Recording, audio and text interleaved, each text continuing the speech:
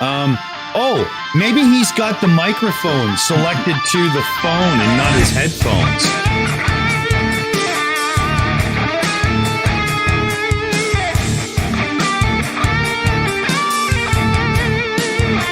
Okay. How long's on the intro, Dick? Not long.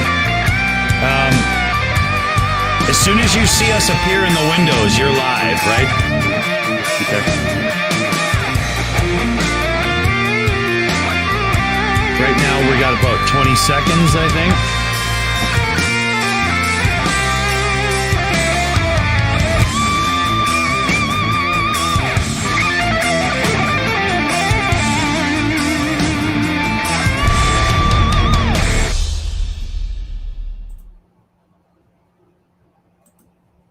And good evening, everyone, and welcome on in to the first ever debate on the EiE Network. This is a whole new format of a show.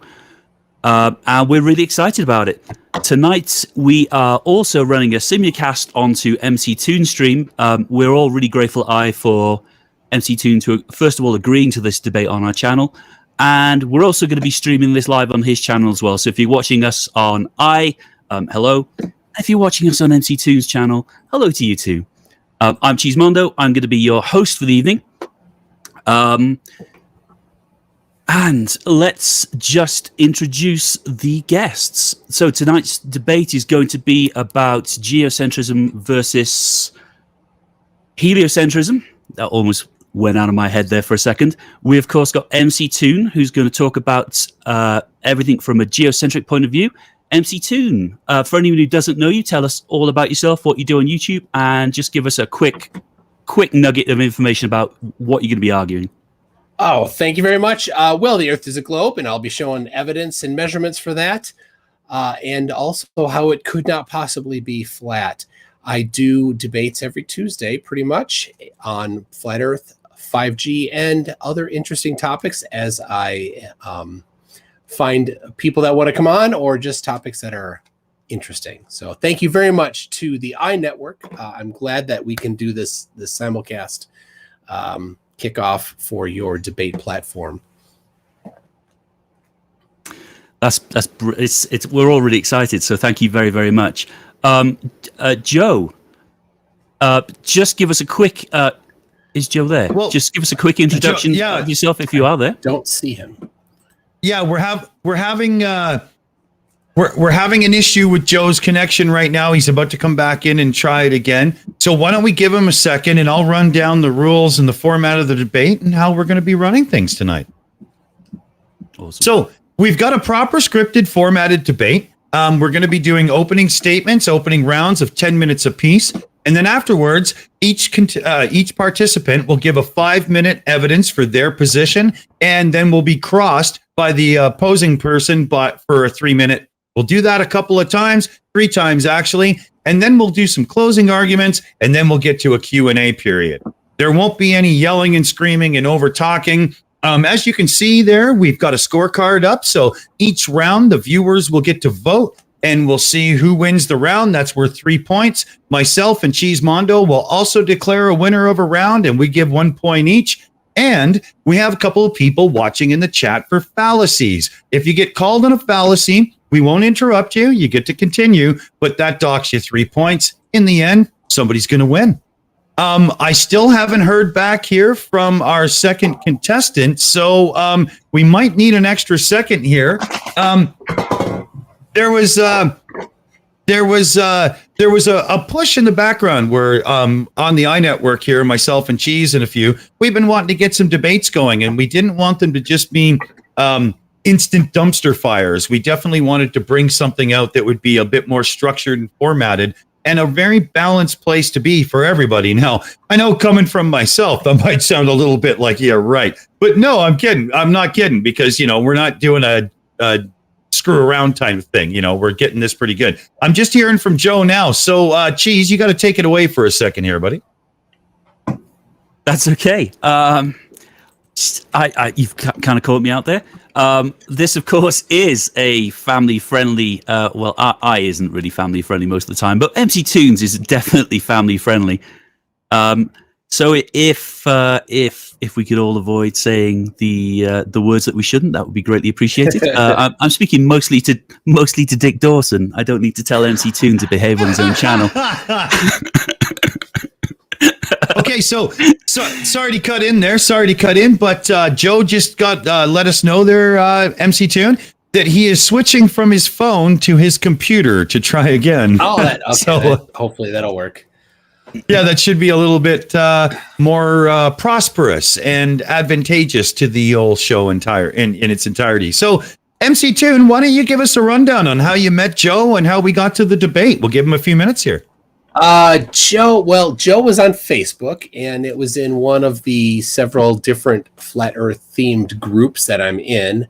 I'm in there just discussing, sending evidence, which of course is rarely countered with anything other than or a subject change, and also to find future guests. So I have on occasion find different guests. So that's where Joe came from.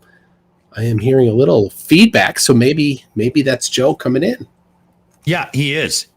Okay, so let me get his feed here and see if we can't get this all situated. The echo is probably, I could maybe try some noise cancellation over here. I'm not sure. We'll get this all sorted in just a second.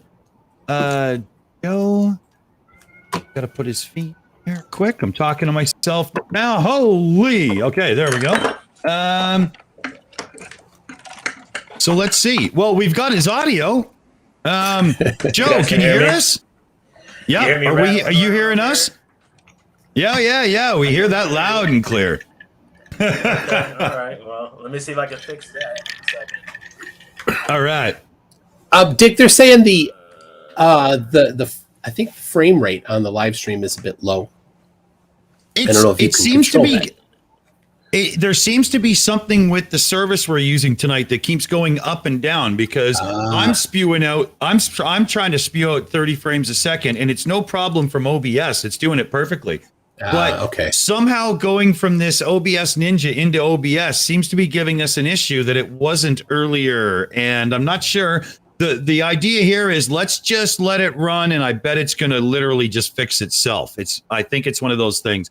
My internet at home actually dropped twice today too, so I might be having some ping issues. I'm not 100% there.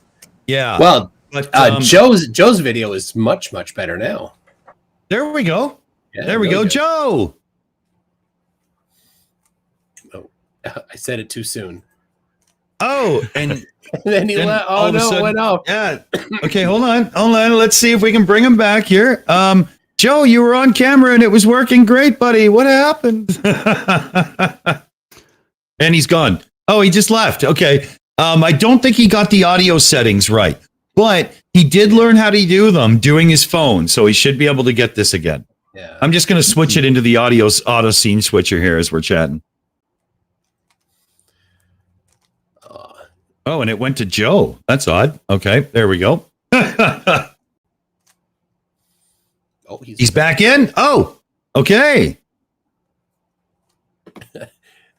Say something, buddy. Can we hear you?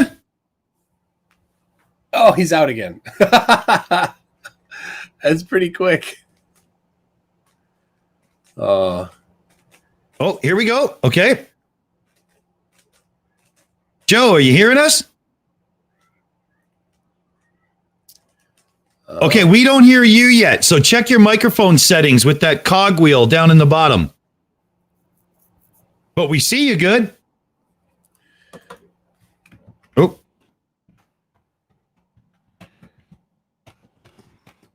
Just try another setting. My internet died twice today. Oh, yeah, see? It's got to be NASA's fault. I agree. Hey. See, the chat knows, man. NASA paid me to say it's not NASA's fault. I didn't get my check this month yet, so you know what? I ain't doing any shilling. Yeah. Okay, he's bouncing in and out. We're trying. Wave if you can hear us.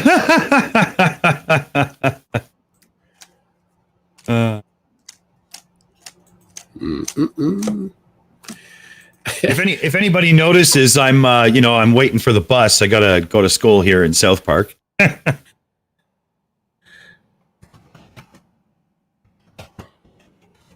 Let me look over here. There's been nothing from him, so he's trying again. He hasn't asked me any questions yet. Those mountains are CGI. Ooh, yeah, I gotta go with that. Yeah. Cartoon graphics. Okay, he's back in. Survey says. Oh, Matt Captain Schendler got your check this month, Dick. It was only $3, so he cashed it. What? $3? That's a heck of a lot of zeros missing. I got to be talking to somebody. Hey, that's double what you got last month. I could do this for a little while, I guess. Okay. Oh, he's in. I see video. Okay, he's got a different feed again, so I got to fix it up. Try that mic setting again, Joe. I'm not hearing you.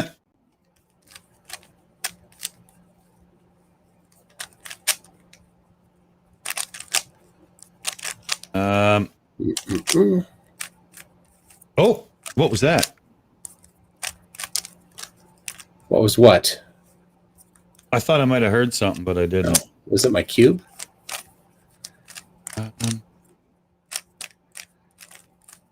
Yeah, it could have been. Don't inject me. I'm solving the cube between the frames that are updating slowly. Okay. Maybe you shouldn't have told anyone, and it would look like you're solving it faster than light. Yeah. There we go. I see him. I see. Okay, so I see Floofy the Freedom Eagle showed up. he's not able to figure out the audio settings because there's maybe too many selections on his computer. You gotta select the audio source that I've got to PM it to him because I don't even know if he can hear me.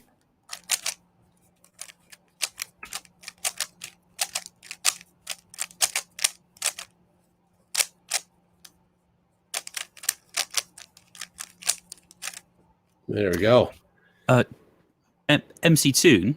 Yes. There's been a couple of super chats on your channel. Do you want to read them out? I or do you want me see to that. read them Yeah, out? we've MJ has a $2 super chat with a fox with hearts. So, thank you for that. What did the fox say? And Dr. Peel for $2 says greetings from Matt Powell's backyard. Apparently, Dr. Peel or somebody's been going around saying that Matt Powell has a giant inflatable banana in his yard. I don't know what that's about. It must be some prep for some joke or something. I don't know. It's got my interest peaked. So. Interesting. And Quentin Williams, oh my gosh, I'm saying it wrong. Corin Williams is a new member at the Newton level. Thank you very much. Oh, cool. Balthreader would ask me, what's the fastest time I've solved a cube? Just under a minute. I don't really try to do it very quickly. And in order to do it that fast, I have to have a couple like things that line up easily. So like after I solve the top and bottom, I flip it around, and then there's 4 more algorithms that I do. And if maybe 2 of them I don't have to do because the pieces are already in place, then then I can get a good time. But that's all I do.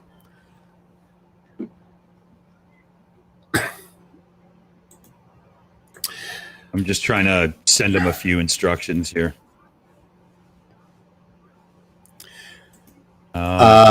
Here we go. From Floofy the Freedom Eagle, or FTFE if you know him. He says, I figured out why folks are so mad at Perseverance. It's already found more intelligent life on Mars than you get in the average flat Earth convention. I've been to an average flat Earth convention. I think he's onto something. Wow. Oh, the banana joke comes from Simon Dan. All right. I haven't seen his video that came out today, but I shall. It is required viewing, and I'm behind.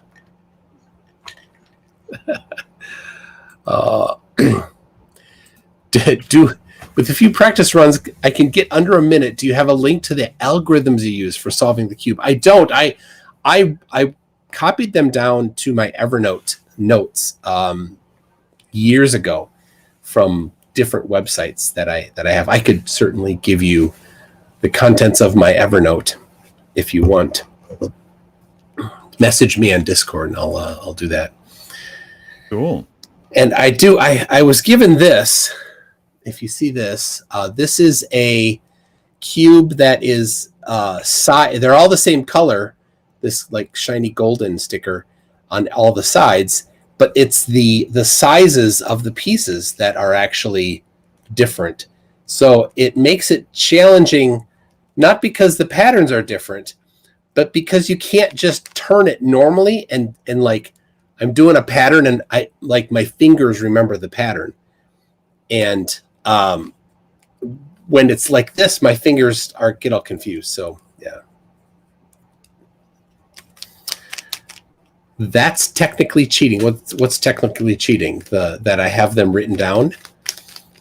I don't generally look for the 3x3. I don't need to look at all, but the 4 and 5 and up, I sometimes have to look for the parody errors. Oh, yeah. Oh, we got Joe back, but I don't hear him. Okay. He's got Bluetooth. That might be the problem. Us. He's got to connect the Bluetooth to the computer. Well, his problem is his audio settings.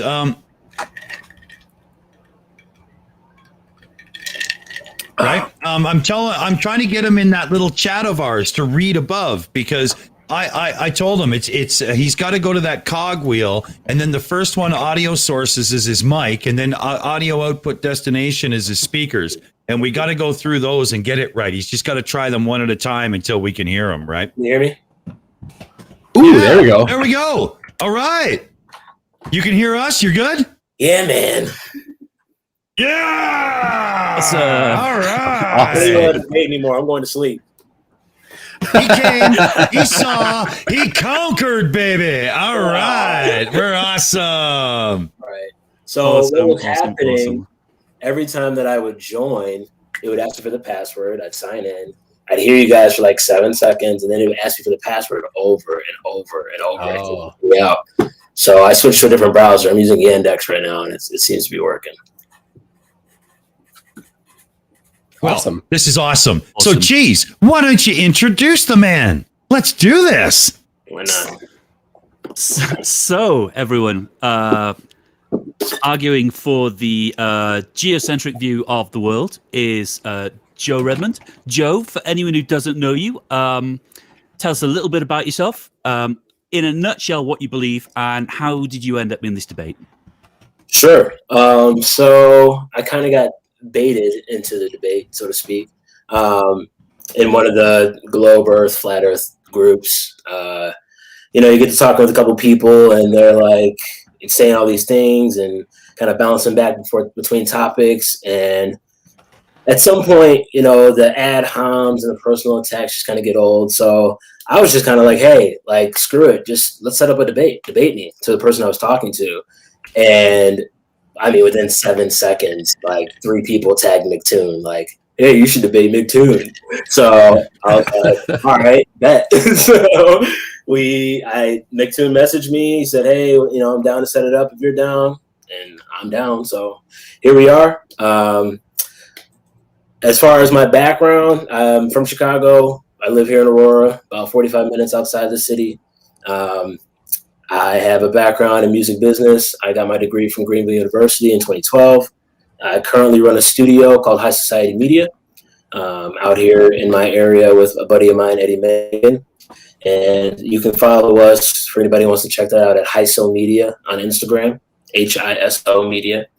Currently also working on a podcast with my fiance, Chelsea, called Higher Burning, where we actually kind of take like a baby step approach towards some of the conspiracies and kind of baby stepping down the rabbit hole a little bit. You can follow us at the Higher Burning podcast if you want to check that out. Also on Instagram. And I'm also a licensed investment agent for PFS Investments. It's one of the largest firms in the U.S. So my background's kind of spread around. It's kind of random. I currently work for a very well-known tech company. Can't say the name right now, just for work's sake, but it's pretty obvious who that company might be. So my background is pretty, like I said, pretty diverse. And yeah, I'm just a flat earth squirrel trying to find a nut, I guess. I think a lot of these things that we talk about here with conspiracies are a lot easier to decipher and a lot easier to really see the truth for what it is. So I'm just kind of hoping to shed some light on that. Cool. Just for clarity, are you arguing for a geocentric view of the world or a flat Earth type deal? Well, and that's kind of why I wanted to do the debate too, because I feel like a lot of misconceptions get thrown around. A lot of straw man arguments thrown at flat earthers about what we believe and what we don't believe. The picture of the flat earth floating in space, like that's ridiculous to any flat earther. I use the term flat earth as common vernacular. That's what anybody who's really a geocentrist kind of gets labeled as for the most part. So I'm kind of one and the same. Not only is the earth the center of the known world from what we can observe here, but also from our observations, it's a level playing field, so to speak. So kind of one and the same. Okay, thank you. I only need to introduce the family-friendly version of Dick Dawson, who is going to be your moderator for this evening. Mr. Dawson, how are you doing? Would you tell us how this is going to work and what the rules are, please? Yes, let's go over that quick. We did touch on it earlier, but now that we're in full gear mode, let's do it properly. So we are having proper timed rounds. This is not going to be an argue, yell, and scream moment. We're having 10-minute opening statements per participant. And then we will go into the 3 rounds where one person will give 5-minute evidence for their side and the other person will cross for 3. We'll do 3 rounds of that, and then we'll have closing arguments. After each round, the viewers will get to vote on who won the round. That will assign 3 points. Cheese and I will also assign 1 point each to the winner. Any fallacies called by the viewers in the chat will deduct 3 points, and at the end, we'll have a winner. Fallacies, we will not be interrupting the person speaking. They are just for points. The person gets to do their argument as they see fit. Behind the scenes, there was a coin toss, and MCToon has struck gold and will be giving his opening statement first. MCToon, the floor is yours, and we will start the clock on your first word. All right. Well, thank you very much. I do have up my presentation, if you want to show that. I have here the map that I see on the wall behind Joe. Joe has the Gleason map. This is the which is in EiE map, so I have the EiE map here. So I'm showing on the equator 0 degrees north, 20 degrees east, which is in the middle there of Africa.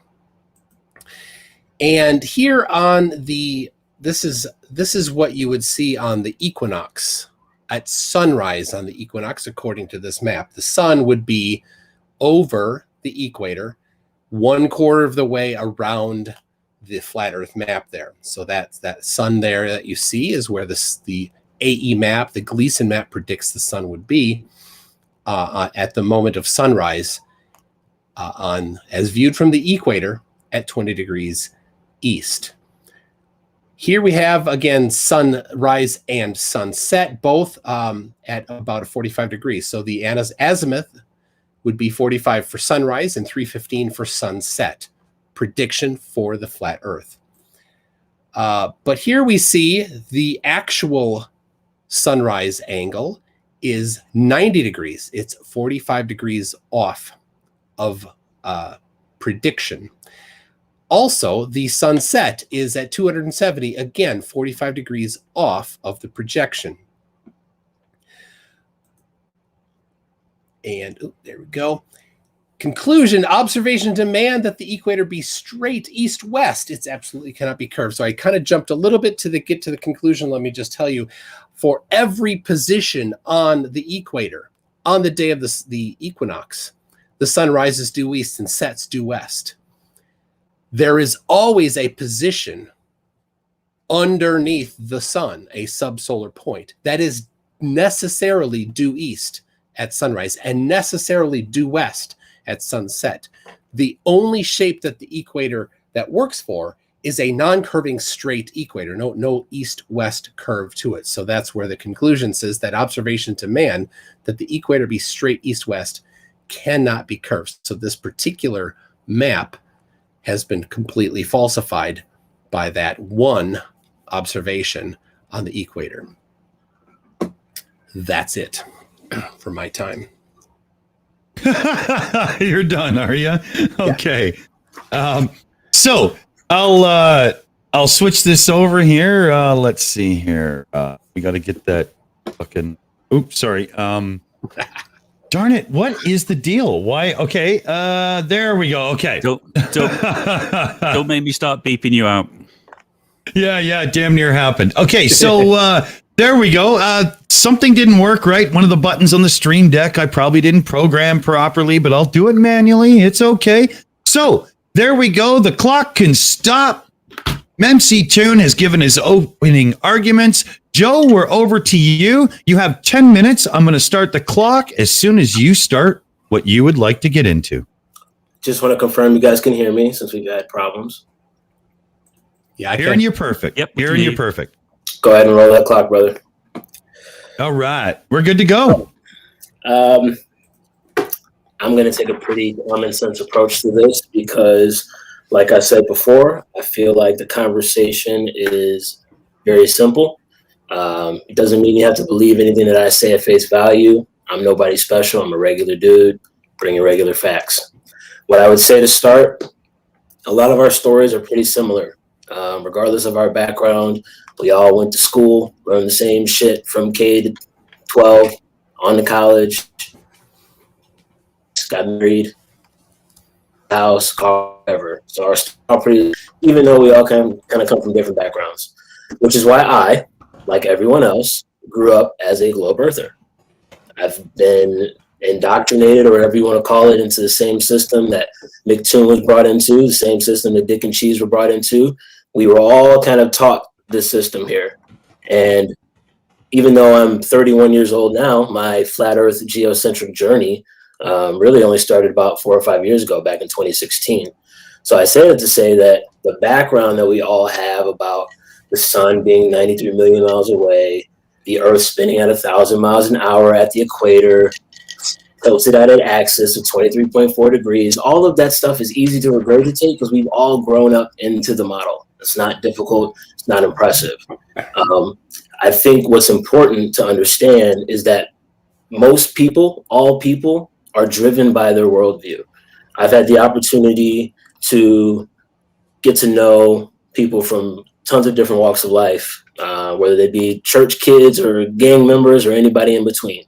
And one thing's obvious is people are driven by their worldview. Anything that we believe is connected to an action or an inaction that will eventually take.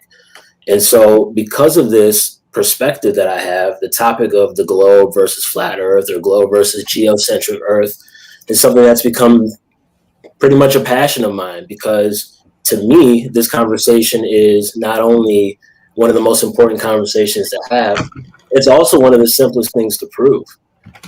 Science tells us, again, that the sun is 93 million miles away. We don't have a measuring stick of 100 miles or 1,000 miles or 20,000 miles. We can't fathom 1 million miles, 5 million miles. And so we run into this problem where, as we examine the heliocentric model, we start to realize a lot of the components of the model we can't actually observe unless you go to outer space, which, if you understand kind of the landscape of the law of the land we live in, outer space is privatized by NASA, JAXA, all the other space agencies. So you can't just throw something up there and go visit for yourself. So it's a scenario where we're brought into this model from day one since birth. We're not provided with an alternative, which means we can't even really defend the model that we have.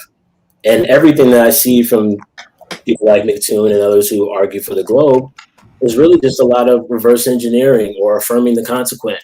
For instance, MCToon just made the argument that the sun being in a different area in reality versus on this map he pulled up somehow proves the shape of the earth. That doesn't make any sense.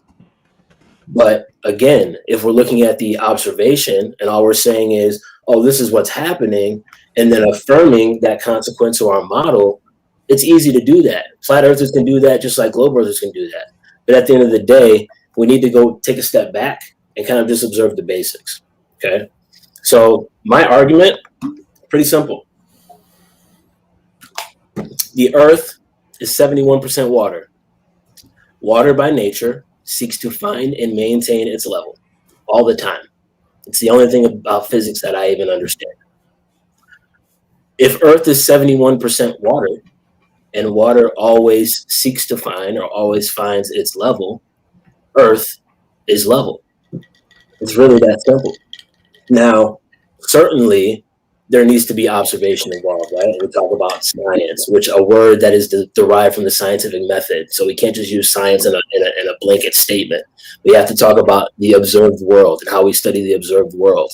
It's very simple. We take the measurements given to us by the globe, we project them to any type of observation we see in the real world, and I'll give several here in a little bit, and we don't see curvature. It's that simple. If the earth was curved, we could see curvature. This debate wouldn't be going on, after hundreds of years of it being settled with guys like Copernicus and Newton, who told us that the earth was a globe and gravity is the glue that holds everything together.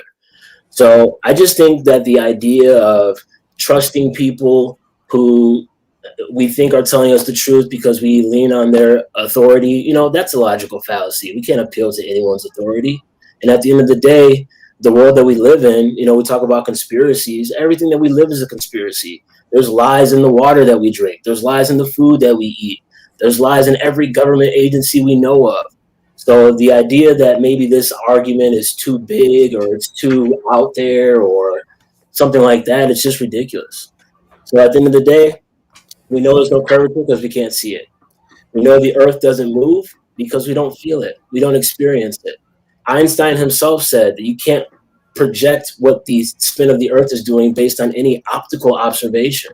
So we can't just look at the sky. We can't just look at the stars and the sun and the moon and just automatically affirm that that's happening because the earth is spinning, especially when we see the same constellations every night of every day of every year, right?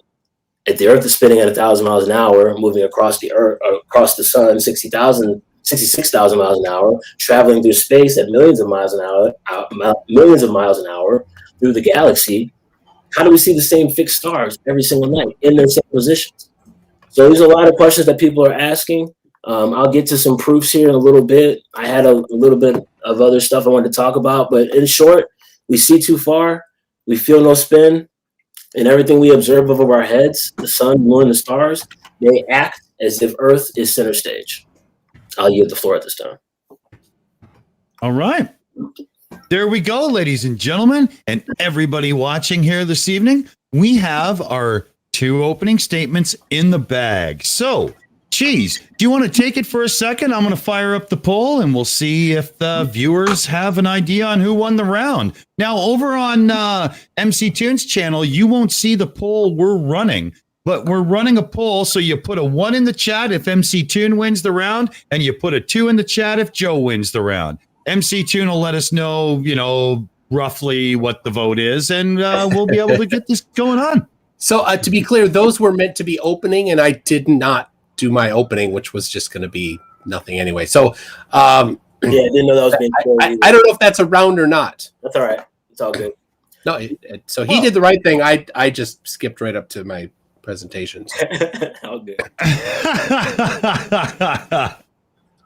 Okay. So, yeah, Cheese, what are your thoughts on the round, and where would you give your point? Oh, goodness. I don't know. I do have a question for Joe. I know it's not the time for questions, but this has come up in the side chat a lot and in the different, both chat streams, actually. And do you most people in the side chat would argue that geocentrism and flat Earth are two separate things. What would be your response to that one? Kind of like I was saying earlier, in my opinion, they just kind of go hand in hand. I don't see if the Earth is what we are observing to be, which is a still stationary flat plane where everything we observe, sun, moon, and stars, kind of revolve around us, and obviously create the seasons and other things of that nature, which we'll get into obviously in this debate. I don't see how you could come to any other logical explanation other than the Earth being center stage. In fact, there's a documentary that came out in 2015 called The Principle, and it's a bunch of globeheads, 200 scientists that confirmed that the Earth has an axis, or the universe has an axis of evil, so to speak, and that axis of evil points to Earth as being in the center. So we're even having people who don't believe per se what we believe about the Earth being a flat level plane that are still saying the Earth is the center of the universe. And like I said before, even with Einstein, he admitted that the optics show proof for both sides, heliocentrism and geocentrism. Okay, All right. Cool. Cool. Just a follow up to that. Just while the scores are coming in, how long have you had this view for? If you were brought up in a globe Earth learning environment, let's say, at what point did you make the change? Is it 6 months, a year, 6 years? It's been about 5 or 6 years. Like I said, I grew up in the globe model. I even went to private school. So like for me, being a follower of Yeshua, I have pastors and teachers trying to teach me that the Bible says the Earth is, what MCToon is affirming that it is, which is a globe and the solar system and all that stuff. And the Bible doesn't even say that. The Bible's a flat Earth book, 1000%. So that's kind of where I'm at with it. It's been about 5 or 6 years or so. And not to say that the Bible is this is why I think the Earth is flat. It actually was kind of the opposite. I've been a believer my whole life. I was exposed to the information. And then really about 2 years, 3 years into my journey, I learned, oh, wow, the actual scriptures describe this in detail perfectly. The book of Enoch describes this in detail. The book of Joshua describes this in detail.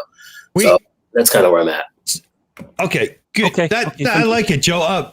Before, let's save a few questions for after as well, because we do want to make sure we go. So the viewers scored the round, and the viewers gave the round to Toon, so he gets the 3 there.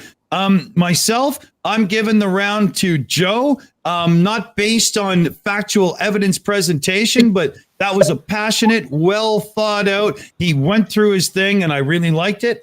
Made use of his time wisely, so my point's going there. And Cheese, what are you thinking? Well, I mean, being as MCToon didn't present no open argument and went straight to evidence, I'm going to say a point to Joe. Very sorry, MCToon. Okay. And Joe was also called out on a fallacy by Mike Bertelson in the chat, and he does design the nuclear systems for submarines. So that does take away a couple. So What was that? yeah. He actually wrote a couple down, but it's such a babble I could never even follow it all. The McNamara fallacy: when a decision is based solely on the quantitative observations, i.e. metrics, hard data, statistics, and all qualitative factors are ignored. And that does reference as a fallacy in the book, so we'll play along, and I think we're good there. I do think, Joe, as it comes to points, I don't think you're going to be lacking on this one, because as you saw, you're scoring already. So I'm really liking this is how it's going. I think you both did a great first round. Let's get into the second one. MCToon is going to give 5 minutes for globe evidence. So MCToon, the clock starts when you start as well. Oh, well, since I already gave my evidence, I'm going to have to do something else. So on the fly, I'll make up another one. Don't worry, I'm good. You can see on the wall behind me some maps, and I have never used this in a debate before, but I used some maps as a challenge. You can see here, if you're looking on the screen, if what I'm presenting is showing some maps, the operational navigational charts, which are flight charts used by real airplanes, real navigators since the 40s and 50s. They successfully completed their routes. The key part is that when you are planning your route, when you're going to fly somewhere, you need to know how far it is so that you can get the right amount of fuel. If the map on the wall behind Joe is accurate, then anything south of the equator, the distances are significantly farther than they are on a globe. So these charts have been used to plan routes successfully in Australia and South Africa, across the ocean, between places in the southern hemisphere successfully, and they were able to accurately calculate the amount of fuel they needed. So they're good maps. They're useful maps. They must be accurate, or all of the planes would have gone down. So I used this set of charts to plot out a route that was the one I'm showing right now. Goes from Johannesburg to Hong Kong to London Heathrow, and then Heathrow back to Johannesburg. And that has, at a total, 263 degrees in the triangle that it creates. Now, we know on a flat surface, a triangle has 180 degrees. On the surface of a sphere, a triangle must have more than 180 degrees, and this has 263 degrees, a lot more than the 180 that would be the correct amount on a flat surface. So here you can see the work that I did. I'm going to skip ahead so you can see how I actually assembled it. And is it going to show me an ad? Oh, don't show me an ad on my own channel. Yep, there we go. Let's see. And here I assembled this dome in my kitchen.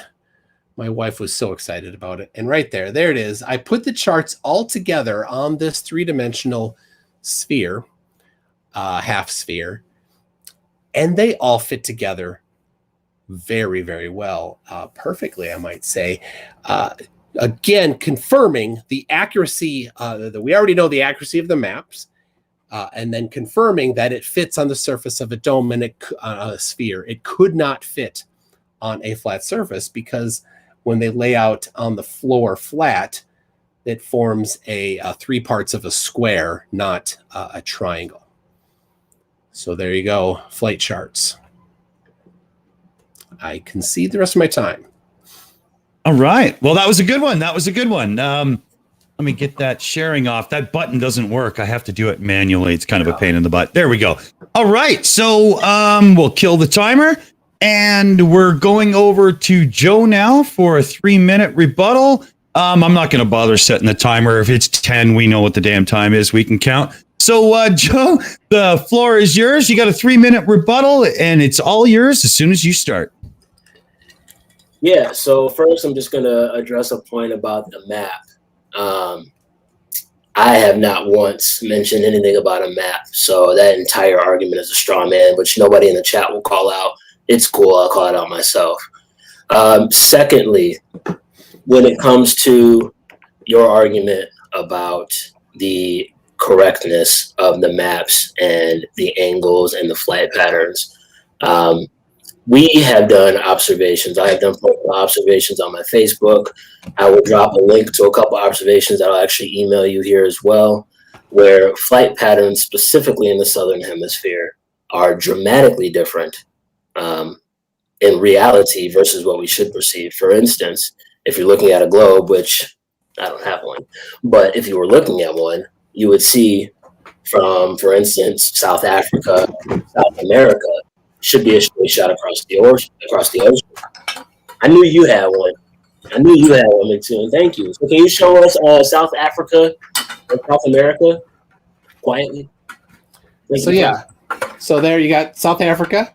Mm-hmm. And you got South America over here. So the Great Circle route would be to go south and then come back up. That's going to be the straight route across. And can you find us any nonstop flights for that? Yes. QF 63, QF 64. Cool. We'll go ahead and post those just for verification. Look at them. But we've seen several observations, and you can actually verify this on flight trackers as well, where you can track flights in the Southern Hemisphere, and they disappear off radar entirely. After about 2 hours of taking flight, for instance, that flight I mentioned from Santiago to South Africa. Now, if you're looking at the Gleason map, which is scientifically and practically correct as it is, as it says on the map, as it claims, from South America to South Africa is a lot further of a distance. Even more dramatic, which I agree with you, MCToon, from Australia to South America is a dramatic difference. Now, if we go look at Flight Pass and we go look at the stops along the way, a lot of those flights stop in the north, in LA and Alaska, which, looking at your globe, hold on, sorry, please. Yeah, go ahead. Looking at your globe, again, flying into the north to go south when you could take the Great Circle route makes absolutely no sense. But we have several observations, several flights. You can probably look on Kayak right now for those flights that show that these flights stop in Los Angeles and Alaska. And if you look, the reason being is because it forms a straight line when you go from Australia straight to South Africa, or Australia straight to South America, in the other example as well. So just because you have a map that might be accurate has no bearing whatsoever on the shape of the Earth. Furthermore, if we can find an observation that could contradict your argument, then we know that your argument isn't an absolute, which would make your argument a fallacy because you're affirming the consequent. You're saying that because we see something happen, that the only way it's possible is your explanation, and that's just not the case. I'll end my time there. Okay, so QF 63 and 64 is Sydney to Johannesburg. Then you've got SA 222, SA 223, which is Johannesburg to Sao Paulo. Direct, nonstop, does not cross the equator. Direct to nonstop. Hold on, I'm not done. Hold on. I'm sorry. You're right. You've got LA 800, LA 801, which is Auckland to Santiago. So you can get between Australia and South America. You've got Perth to Johannesburg is SA 280, SA 281. And you've got Auckland to Buenos Aires, which is ANZ 30 and ANZ 31. So all of these continents have multiple flights connecting them all direct. None of these that I listed cross the equator. None of them go to the northern hemisphere. And we're talking Australia. Okay, hold on, guys, because we're going to lose our format here. You're right. Right. So Joe had his 3-minute cross there. And so that does end a round. Now, Joe's about to start a 5-minute proof of geocentrism. So why don't we just do a quick little debate or a quick poll in the chat there and let everybody have their minute? Cheese, you're back and all. Did you hear everything? Are you up to speed and whatnot there? Because they got a little back and forth in too. I did let a little one go. That was great stuff. It was interesting. So where are you landing here? Oh, that's okay. So I'm not really supposed to have an opinion, but that idea of planes disappearing from radar in the southern hemisphere is one that is thrown out quite a lot. There are some limitations of radar, but there's also that idea that there aren't direct flights. But then, why would there necessarily be direct flights? So I'm if I was going to award points, I would probably give that one to Toon. But it's going really well. I just want to say thank you to both for keeping it friendly and allowing each other to talk, which is the most important thing, is allowing each other to talk. And you're both doing a really great job. So thank you very, very much. Excellent, Cheese. Excellent. I myself am going with Toon on that round. I think Joe really, really presented his case really well. But there was a couple of things where, just my take on things. I got to go with Toon. And I am going over to the poll right now, and we're going to look. And the viewers have voted Toon on the round as well. I'm just ending the poll there, so we'll get this all in. And we have Joe is now going to step up with a 5-minute proof of geocentrism. Joe, the floor is yours. As soon as you start to talk, I will start the timer. It's all yours, buddy. Cool. Let me see if I can screen share real quick. How we looking? All right, here, let me just go over to my thing. When you start to screen share, I get a new link that pops in, and then I can put it over in the screen share. I'm just waiting for it to kick in here. Okay. Oh, wait a minute. Oops, I started your clock. Sorry, I fixed that. Okay, brother, no worries. No worries.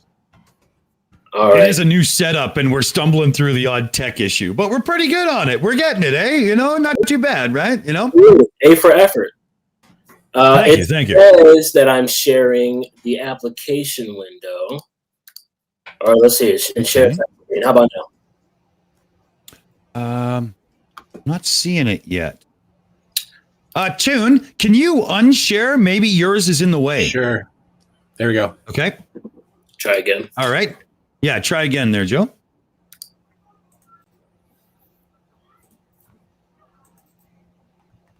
I just did share. Okay. I'm just waiting for it to pop up here. See if it does. Come on, please. Please. Give us some. I'm still not seeing it for some reason. It's not coming up. Try to just share Safari. Oh, I know that word. We're on a Mac. All day. That's what I've been a use. lifelong Mac user until about 2 years ago, starting to do this OBS for streaming, because there is a few benefits to being a producer on Windows. But a participant, you know, it should be fine, right? Yeah, I agree. I would suggest in the future, Joe, using Google Chrome for some of these services might be a bit more compatible. Yeah, I just can't rock with Google. I know, but all you have to do is one throwaway account. Don't use it for anything, and then you know what I'm saying, right? It's all good. Yep. You know. You are absolutely correct. Yeah, because I know your reticence. I understand. I get it. You know. Yeah, I'm hitting share. It's not working. It could easily be a browser thing for sure. Okay. I tell you. Go ahead. Yeah. Go ahead. Yeah, well, if you want, try emailing it over to me. And then, if you got a different argument that's more verbal you want to bring up now, we could do the presentation for the next one if that works. Yeah, let's take a look here. Sure. Yeah, but actually, I need the screen for both of them. So I tell you what, let's go ahead and start the clock. It's fine. I just want anybody listening to do a simple Google search of flights from Santiago, Chile to Australia. You can scroll through this entire page on Google's flights. There's not a single nonstop. The minimum stops on these flights are 3 stops. So again, if we're seeing nonstops, I would like those links emailed to me so that I can verify that for myself, because this is saying otherwise. With that being said, actually, you know what? I did find some. Oh, these are different areas. Never mind. So yeah, I stand as I said before. I don't see any nonstops, but that's okay. Let's go ahead and jump straight into my first proof, which is the fact that there is no visible curvature. Now, anyone can go on Google, and I will do this since I can't screen share, and I'm going to type in Earth Curve Calculator. And when you do that, the first thing that comes up after the Google Play links is omnicalculator.com, OMNI calculator.com, Earth Curvature Calculator. You can take this calculator, put in the distance to the object, how your eyesight level is. So I'm just under 6 feet. So any eyesight observation, I put 6 feet, for example. It will tell you the distance to the horizon. Now, this is pretty much common sense. If the Earth is a globe, we should have a physical geometric horizon, right? Now, we may see the perception of the horizon differently, which would be called the apparent horizon. However, there should still be physical Earth curve obstructing us from seeing certain things. So with that being said, I will go to my history here, and anyone on YouTube can go to the channel of a guy named Joshua Nowicki. His last name is Nowicki, and I have several videos of him in my history here. I do want to try to send 1 or 2 of these, so I am going to do that. But this is an observation of Chicago, where I live, from Michigan, from a dune area in Michigan. That area, if I have it here on my phone, is 82 miles away from the Chicago skyline. Now, if we go to earthcurvecalculator.com and we put If in you've 80. got, Yep. Joe, if you've got this picture, you can PM it to me on Discord, and I can bring it up on the screen. Perfect. I'll pause his time here. I mean, the clock's actually running because if I stop it, it'll reset. It's just, throw together setup here. But don't worry, we'll give him his time, people. It's no big deal. Yep, these are a few easy observations here. Share in direct messages to MCToon and Dawson. Boom. So I just sent one.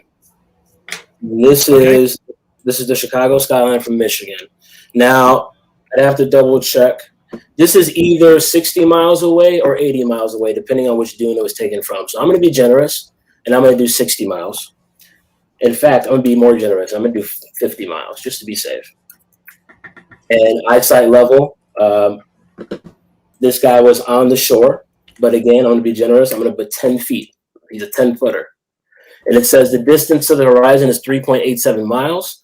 The obscured object part, so the information at the horizon should be below 1,418 feet of curvature. So 1,419 feet of curvature. Now, the Chicago skyline, the Sears Tower, is only 1,400 feet tall. But if you see in my observation, and that's a time-lapse video, it's not a photo. In that time-lapse video, you can see the entire skyline. Now, all I would ask from MCToon or any Glober is to explain where the 1,400 missing feet of curvature is. I will send a second observation here because I already know MCToon's argument is it's a mirage. And so my second observation is the exact same person making the exact same observation at a different day. And in this observation, you can see that the skyline is miraged. You can see the skyline here, right? All the buildings right side up, but you also see the invert of the buildings upside down, right on top of it. So we can obviously tell the difference between what's a mirage and what's not a mirage. These are two observations from the same location showing the same phenomenon. So we know that the atmosphere can change and have an effect on how we view things. But if we're talking about Earth being a ball, we're talking about a physical obstruction, which means I don't care what the atmosphere is doing. There's no reason to see a building that's only 1,400 feet tall at a distance where the entire building should be 1,400 feet below you. That's one observation there. I have a couple others that I can send, but I'll really leave it at that. The Earth is not curved because we do not see curvature. I'll go ahead and give one more example. I'm sorry, just to do it. The world record for the longest photo. Let's actually go ahead and type that in on Google. World record photo. Longest photo.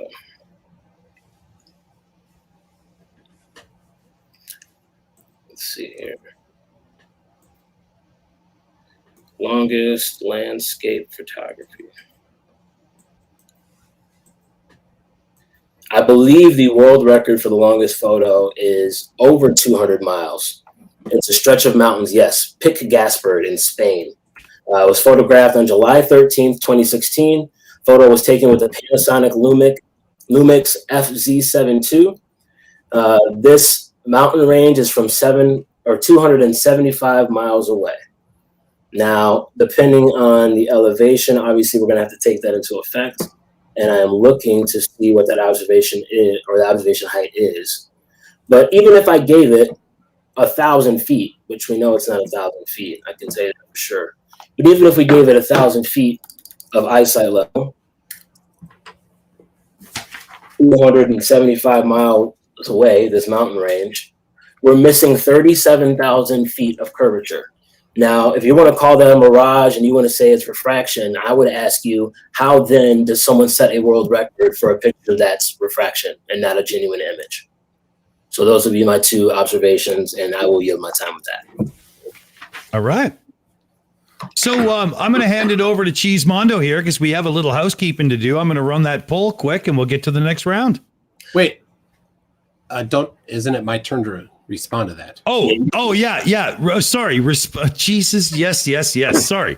And then we will hand it over because we got some super chats to read out from both channels and stuff. So after this round, we're going to do some housekeeping too. Okay, so I received the two videos that you sent, and I've seen Chicago, and Lakeshore Drive is missing. So there's a problem with that. Now the distance is 50 miles. That's about right. 51 I got as you were talking, but the elevation is unknown. Unless Joshua was specifically stated where he was, we don't know the elevation. The elevation has an impact on it. But the most important thing is that you don't get to strawman the globe. Refraction is part of what we see. That is the globe model. So your calculator completely ignored all refraction. So I will pull up the advanced curve calculator here. Now we miss in your observation, we miss a lot of things that you need for a quality observation. For example, measuring the coefficient of refraction. The coefficient of refraction is dictated by the vertical temperature gradient. And all you need is 1 degree Celsius per 10 meters of vertical distance to curve a ray of light with a radius of about 4,000 meters or 4,000 kilometers. That's all you need. So on the globe, the prediction is if there is a coefficient of refraction of 1.0, which equates to a 1 degree per 10 meter vertical measurement, that is predicted. There is no distance that is too far to be seen on the globe. That's the globe model. Any other thing would be a straw man of the globe model. So that particular observation, since we don't even know the vertical temperature gradient, it could be a 1.0 coefficient of refraction. So measurements of that would be absolutely necessary to confirm that it is not that much of a temperature gradient. Now the farther one that you said, too many questions. You had way too much of a sloppy data there to even bother addressing it. So I'm going to ignore it. There's no useful information presented there. So the video, the photo and video from Joshua Nowicki, the bottom is obstructed, as is predicted on the globe, and the refraction, not mirage, the refraction predicts that we should be able to see it if the temperature is correct, is favorable to it. Now, a mirage is when there is mirroring, and so your second example would be where you see inverted or doubling. That is a mirage, and those particular types of observations are very, very difficult to use any particular to make conclusions on because the conditions are so chaotic. So I get to respond. All right. Well, it's actually the next round start. So what we got to do here is, I always forget that button will not work. So what we got to do here is read some super chats from both channels and do a quick vote in the background. So MCToon, why don't you start and get some super chat action going on, and we'll get the next round prepared here. I think Cheesemondo was going to do that with those. Yeah, okay. I'll read them out. That way, it's all above board and fair then. So first of all, thank you to everyone in the side chat who's commenting and joining the debate. Thank you to everyone who's watching. Thank you to everyone who's given super chats. And at the moment, those people are Truth Nerds for €2, I believe that is. And some of these are going to be out of context because they were sent earlier. So if it doesn't make sense, I'm sorry. But the question from Truth Nerds said, but Toon, what flight charts do angels use? Stringer News 1 for $2. And again, this goes back to the first round. Joe, you mentioned a map just now. And then LB Things Stuff and More donated $2. Who says for later, Joe, what is sea level? I don't know if you want to answer that one now, Joe, or we'll take that in the Q&A later. We'll take that in the Q&A later. Let's not derail the debate. Okay. I'll save that one. Can you Connelix Silverfirst, apologies if I've ruined that one for you. Just says for $2, Joe Earth very big, you very small. Connell X Silverfur again for $2. That formula gives us a parabola, not a globe. It's your fault. Geist View for $5 says, has Joe read the patent for his AE map based on a globe? Joe, the shore is not sea level. You need to add the elevation from sea level. Okay. And then Geist View again for $5 says, Joe, is the Willis Tower that long and skinny? You also can't see the base of the building. And then Truth Nerds for €5. I'm sorry, Truth Nerds, if that's dollars, I can't quite tell. I suspect it's euros. There is an entire website. Search for Beyond Range and Finestrelles, dedicated to Finestrelles. Apologies, dedicated to that record photo that explains how this works on a globe. Own goal. There is also. While I've been talking, one on MCToon's channel for Dick Dawson, who says, so that's from Robeeb for $2. He just says, Dick Dawson's mane is luxurious. There's a couple that were missed. If I can cover those. FTFE says, I figured out why flirts are so bad. Oh, I already did that one. He says, sometimes when I'm sad, I just think about flat earthers and how lucky I am that I had a mother that actually loved me. Oh, burn. Oh, that is FTFE all over it. Wow. I'm sure his mother loves him very much. PSG Tony for $5 Australian says, does Mr. Redmond believe that? I'm sorry, PSG Tony put me to sleep. Does Mr. Redmond believe that every seismologist and earth scientist on the planet is an idiot or a fraud? Maybe that's better for later. Yeah. And then FTFE again says, please tell a flatty that all geocentrists think the Earth is a globe. And one more, I think. Oh no, we got two more. FTFE says he is right. Earth is level. Instead of just reading chats that are clearly aimed in one direction. Well, they're not chats, they're super chats. People paid for these, and we do have to get them out. And instead of waiting them all till the end, what we're trying to do is keep them in somewhat of a relevant place of the thing, right? You know, Sure. It's just kind of how it goes, right, Joe? You know? Yeah. People were talking that the surface of the Earth is 0.1% clams. I don't know what that is. And that was Stringer News 1 said that. And then somebody, Mr. Unite for the Children responds with European clams or African clams. He had to Monty Python it. That's amazing. Oh okay. That's good. Okay. So the poll is in. Go ahead, Jake. Cheese. While we were talking, two more came in. Magic Productions for £2. Hashtag MCToon for the win. Crisps, not chips. I like your hat, Joe. And then Stringer News 1 for $5 says, let me just move this to the screen so I can read it. 1,666 North Lane Shore Drive is 23 floors, not included in the 2-floor penthouse.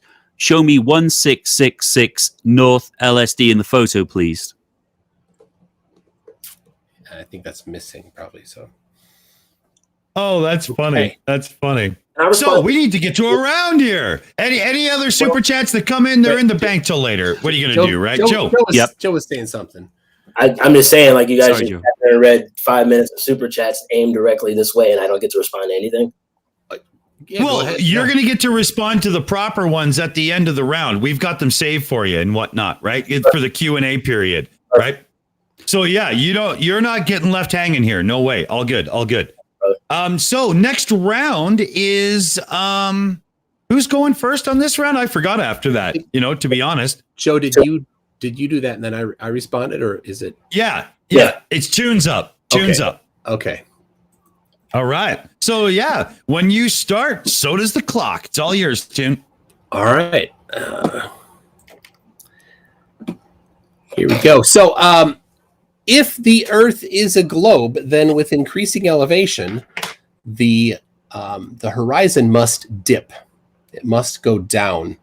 There's a formula for that. It's not a lot, but at 35,000 feet where you're in a plane, it's about 3 degrees, which you can't generally see with your eyes unless you have a reference of some sort. So fortunately, there's a cheap app you can install on your phone called the Theodolite app that can measure and show you where eye level is. And I am presenting. Is that being shown? On my website, I have some of these pictures talking about the horizon and rising to eye level. If the Earth is flat, then depending on what the idea is, if it's infinite plane versus a dome with an ice wall, the horizon would either perfectly rise to eye level or be less than 1/100th of a degree. Of course, depending on the direction you're looking and where you're at. So I took this particular picture flying from Anchorage, Alaska to Minnesota. And you can see, I'll make it bigger here. I was at 35,000 feet, and you can see the coordinates there. I'm at 60 degrees north and 128.7 degrees west, which puts you over mountains about the Yukon Territory. That horizontal line across the screen there is eye level, according to the Theodolite app. The accelerometer in the phone does that. It has an accuracy of, the phone has an accuracy of 0.01 degrees, and the app only reads to 0.1 degree. And you can see there it is the two lines are actually overlapping at both 0 degrees and then 0.1 degree up. You can see there that circle, that is the moon, which did not rise to eye level either. The top of the moon is even with that. If the Earth were flat, then the highest part of the moon at that particular time would be about 35,000 feet in elevation. That's a pretty low moon. But below that, you can make out the clouds, which are below that square, which is where the horizon is then farther down from there. So the horizon did not rise to eye level. It neither did the moon. That's not the only one. You want to repeat observations. Here's another one from, I clicked on the wrong thing there, from Slug Brains. No, it put me over to Twitter. We've got from D Wolfman, same thing, video there, that's dead. And then we've got this video here. They used a water level to measure. Right here we see at sea level in Malibu. Then they went up a mountain. There you can see at 1,200 feet that the horizon does not rise to eye level. And then we can go farther up there on the top of Mount Wilson. Let's get where it's lined up. Right. There we go. Again, the horizon does not rise to eye level. In fact, the horizon never rises to eye level. It must if the Earth is flat, and it must dip if the Earth is a globe, falsifying the flat Earth model and confirming the globe model. I can see the rest of my time. Oh, okay. I wasn't expecting that. There we go. All right. I would say that was, oh man, I keep forgetting that button. Won't let it go. He gets to cross it. Yeah. But that was well presented. Good stuff. And Joe just sent me a video in the background for his cross. So I'm setting it up now here, Joe. Your videos, when I try to bring them into OBS, Joe, are being a jerk. So I just need an extra second because I want to set this up in a way that is, fair and is going to get a good capture for you here. So I just need one more second. I wasn't expecting to do this, but it's worth it because, So where is it here? What did you call them? The video? What is its name? RP reflex. You talking to me? There. Yeah. I'm just trying to load up this video that you sent me over here, and I've had a real issue with my system trying to play your videos earlier this evening as well. It's kind of strange. Okay. I'm not really sure, but again, it does not even want to bring it up for me in the OBS thing. Let me try adding it a different way. Hold on. Okay. Because that's not helping. And we'll try just dragging it right in. And see, when I drag it right in, I get this crap. So it's all good, brother. No worries. Yeah. I'll tell you what I'll do is let me just go into some of these here, and I'll just take a quick screenshot.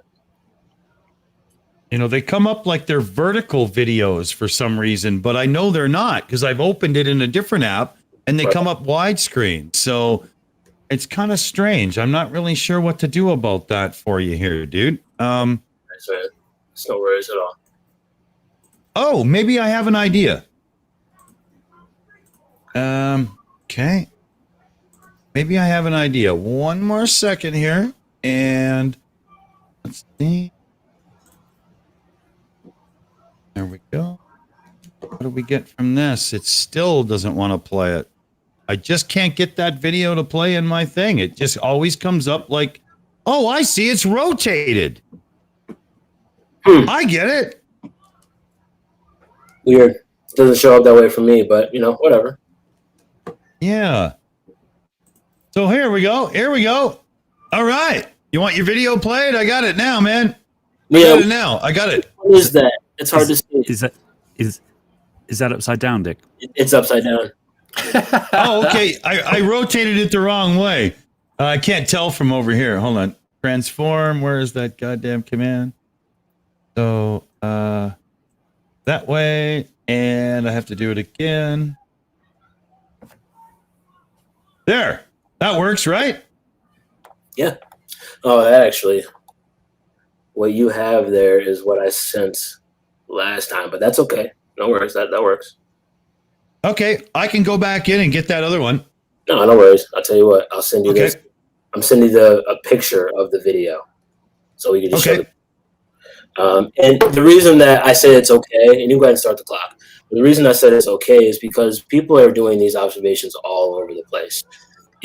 I'll say it again, if the Earth is a globe, then as you ascend, and MCToon, you admitted to this, the horizon should dip. Now, the numbers that we have for the horizon are given to us by the proponents of the globe. These are not flat Earth numbers. These are numbers that are given to us.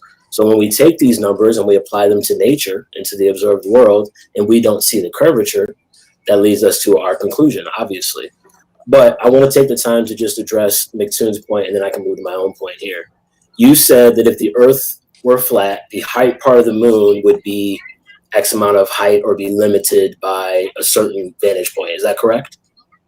Yeah, because if the Earth were flat and the airplane was at 35,000 feet and the moon was completely below eye level, then the absolute highest part of the top of the moon would be no more than 35,000 feet. Okay, so what we're talking about in this debate is the shape of the Earth. So immediately when you say if the shape of the Earth is this way, then what we're observing in the sky should appear this way, is again affirming the consequent. I'm not making that argument that based solely on what we're seeing in the sky is proof of what we see down here.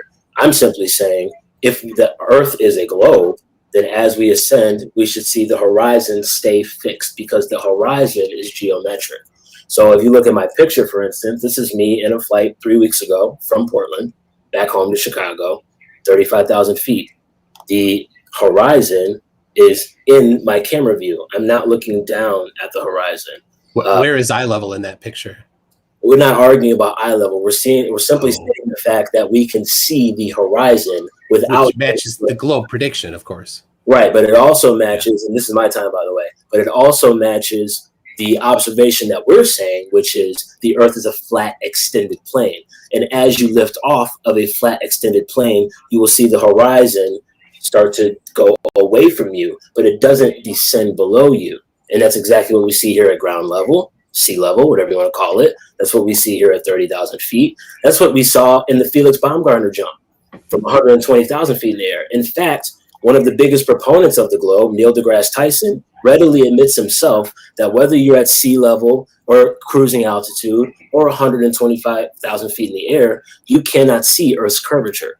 So making the argument that the Earth's curvature is not visible is also following line with our argument that the curvature is not visible. We're just saying it's not there.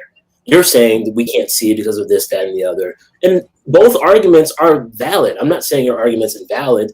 It's just not sound when we apply it to nature and you apply your results and you say, because we see this observation, this must be the case as to why it's happening, when clearly we can demonstrate how simply that's just not the case. All right. Is that your time, Joe, or do you want to keep going? You still got like a minute on the clock there. I mean, the only thing I would say, I guess, to go back to your other point, actually, you know what? No, I'm gonna leave it. I'm gonna leave it. You good? All right. All right. A lot of what I was asked in the super chats, so I can just address it. Mm-hmm. Okay. Yeah, that was a nice exit too. I think you done that well, man. I like that. So the clock's down and we've got rebuttal time. MCToon, I do have that photo loaded if you'd like it back up, because I had a feeling you would. But when I shut up and you start, floor is yours. There you go. Yeah. No, yeah, sure. Actually, that was my cross X. This is my time. Yeah. Oh, have I done that again? Okay, I have a little thing on a spreadsheet that's supposed to keep me going through each round, so I don't have to pay attention. And it fell out of sync, and I'm lost here now. So I'm gonna have to actually pay attention. But I was a little concerned with the new OBS build and whatnot, so I tried to do that to I didn't have to think, and that's not really the best idea. So, Cheese, what do you think? Oh, dear me. It's a tricky one again. I'm hearing a lot of the same points and arguments that we've seen in the 200 proofs from Eric Debate. We've seen them from Oakley. We've seen them in a lot of places. And it's more about misunderstanding the world around you than actual observations. So I'm gonna have to go with Toon on that one. Sorry. And Joe, just so you know, I'm not stitching you up. I'm going to keep those questions, and we will give you a chance to rebut them in the end. Joe is getting my point on this round because before I had the chance, he said, "Hey, wait a minute, this is my time," and that alone, the way he did it, and the class he did it with, and he didn't get all argumentative and stuff. He's getting my point right then and there. Absolutely. And I'm going to look over to the vote. It's a good point, isn't it? Hold on. I go back. Joe gets the point. You're absolutely right. Okay. Yep. There we go. Right. It makes sense to me. It totally makes sense. So here, I just gotta hold the button or something. I forgot how that works. Okay, there we go. And we're into the next round. I'm pretty sure that you guys more than me know who's supposed to start right now. So I'm just a kid in there. So I do believe that Joe gets a big turn this time, right? Yeah. I just want to address my second point, and I will grab an observation here in a second. My second point, like I said in my opening, first point is we don't see curvature. I've given several examples. There's plenty more. And Cheese, you alluded to the 200 proofs. And obviously there's an argument to be made there that there could be a misunderstanding of how the observations work. However, at the end of the day, again, we don't see, or we see too far, which basically disproves any type of curvature math that we've been given, especially when you consider that the radius of the Earth is what this is all based on. And no one's ever gone further than 8 miles to even be able to begin to decipher or make an argument about what the inside of the Earth is and how deep it goes. So that was my first point. My second point is pretty simple. The Earth doesn't move. The only example I'm going to use is the Felix Baumgartner space jump. Felix Baumgartner went up from someplace in New Mexico, can't remember. Took him 2.5 hours to go straight up in the air. Now, if you watch that footage, and I'll go ahead and send this footage to you, Dick, here in a second. But if you watch the footage, wait, you can't play that. That'll get a copyright strike. Okay, cool, perfect. Oh yeah, even better. Yeah, that'll They're kill us. aggressive on that. Yeah. Thank you for that, MCToon. If you guys go and watch that, this guy went up 128,000 feet in the air. It took him 2.5 hours. Now, based on the observations and the mathematics that were given, if the Earth is spinning 1,000 miles an hour at the equator, then roughly the Earth should have spun 2,500 miles in his 2.5 hours, depending on where he is. Now, obviously, we're in the northern hemisphere. The Earth doesn't spin quite at 1,000 miles an hour, but for simple math's sake, we all get the point. He goes up 2.5 hours for the Red Bull jump. Okay. Not only can we see a horizon in his mirror at 128,000 feet, which again would negate the idea that we're living on a globe with a fixed geometric horizon if we're seeing that horizon 128,000 feet in the air. But more importantly, on my point that the Earth doesn't spin, when Felix Baumgartner landed, he landed 45 miles away from where he started. And he landed in the opposite direction of Earth's spin. So all we're saying is if the ground underneath you is moving, as you ascend, the ground should still be moving. When you come down, Felix should have ended up in the Pacific Ocean, but he didn't. Proof that he went straight up, came straight down, because the ground underneath him does not move. Now, to add to that, like I said in my opening, they tell us the Earth spinning 1,000 miles this way, traveling around the sun 66,000 miles this way, through the galaxy at 2 million miles this way, whatever way that direction is. And yet we see the exact same fixed stars in the exact same places every day of every year. In fact, out of 5,000 years of recorded history, 4,500 of them were written by flat earthers. We have people who use the stars to navigate around the Earth. The only way that would even be remotely possible is if they were using the Earth as a reference point, as ground zero, so to speak. Otherwise, that wouldn't even make sense.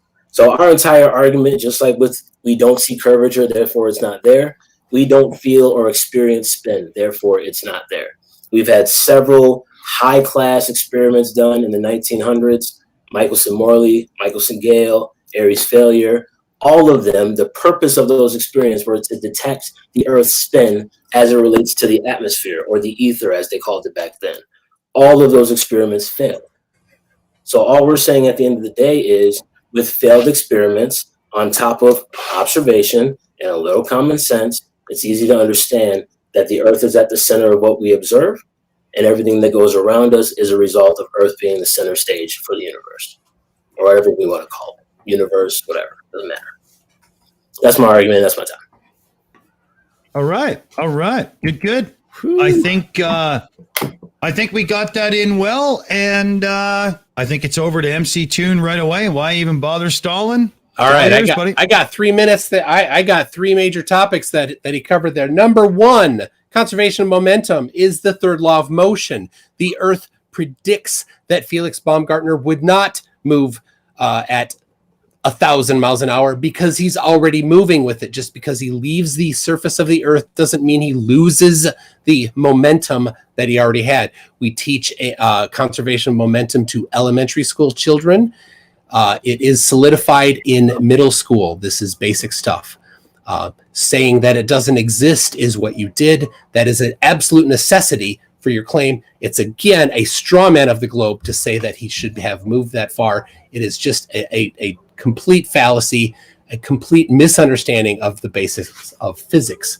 That is the indoctrination of flat Earth right there. Because Joe, you know that, you were taught that, and it was untaught to you by the indoctrination. Number two, exact same stars. We do not see the exact same stars. They do move. They have been documented to move. MCToon.net/Polaris, my website. I have going back to 1850, the specific position of Polaris moves every year, and it's documented. So if you think that it is wrong that we should see different constellations all the time, present your measurements, your math, your actual prediction using the actual globe model, not a fallacy, not a straw man of the globe, the actual globe model predictions for where you think that the stars should be and show how that they're wrong. You can't. Nobody ever has. It's just a parroted claim that you never did your own research on. Number 3, Michelson-Morley's purpose was not to measure the movement of the Earth. Michelson-Morley was to test whether or not the aether, the luminiferous aether, existed. They found that it did not. Michelson-Gale was in fact to measure the rotation of the Earth. Michelson-Gale did measure the rotation of the Earth using the Sagnac effect. To note that, to claim that in your own thing, when you clearly did not read the Michelson-Gale experiment, is quite embarrassing because it measured rotation. It absolutely measured rotation.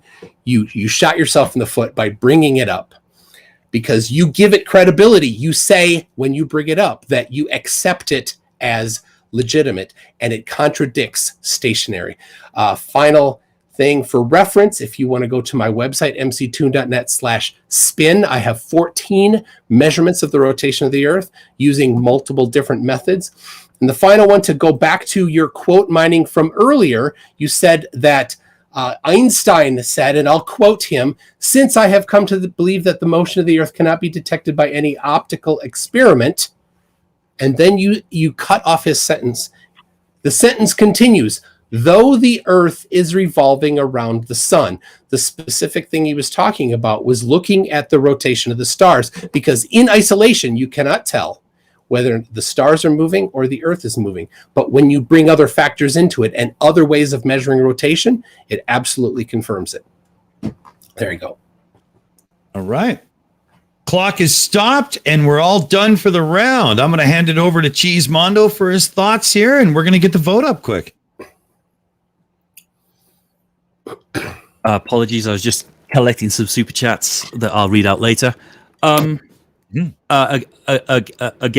I'll throw a point to Toon on this one. I think we're just seeing some of the same classic, and somebody made the point in side chat, we're seeing some of the classic FE arguments here coming back out, and you can find debunks for these on YouTube. There's going to be a lot of them. So that's where I'm at right now. Yeah, they're everywhere. Doesn't make them true. All right. I'm throwing the point at Toon on that round too. I thought the wrap up was concise. It addressed every point and it was bang on. And if I look over to the poll right now, it is in, and the viewers have scored Toon the winner on that round. And we have a final score of 19-2. And I think we know how we're going to end the debate there. But we're not done yet, because we've got question and answer period. And this is where everybody gets to relax a bit more on the format and enjoy themselves a bit. Joe, did you have another one to present, or are we good? I mean, I do. It's up to you guys. I think we have one more round to go. Yeah. I know it's getting on. And Cheese thought we were done. Cheese thought we were done. He told me to wrap there. You guys want to open it up to? I think that's yeah. I'm game with that, man. It's totally cool. You gave us plenty of time to go forth a little bit, so I'm totally good with that. I just wanted to respect it, you know? Yep, absolutely. So, okay, why don't we do some question and answer there, Cheese? I know that you have Sun. I'm going to put on the auto scene switcher there like we had before, and we'll let this just rock. If there's any real over-talking and, disagreement, I will jump in and make sure that everybody gets their time to explain. Other than that, I'm going to try to let you guys just have at her. So before we get into the questions from the side chat and the super chats, do you have any questions for each other that you want to cover? I would like to hear his take on Michelson-Gale, if you could. Yeah. What up here?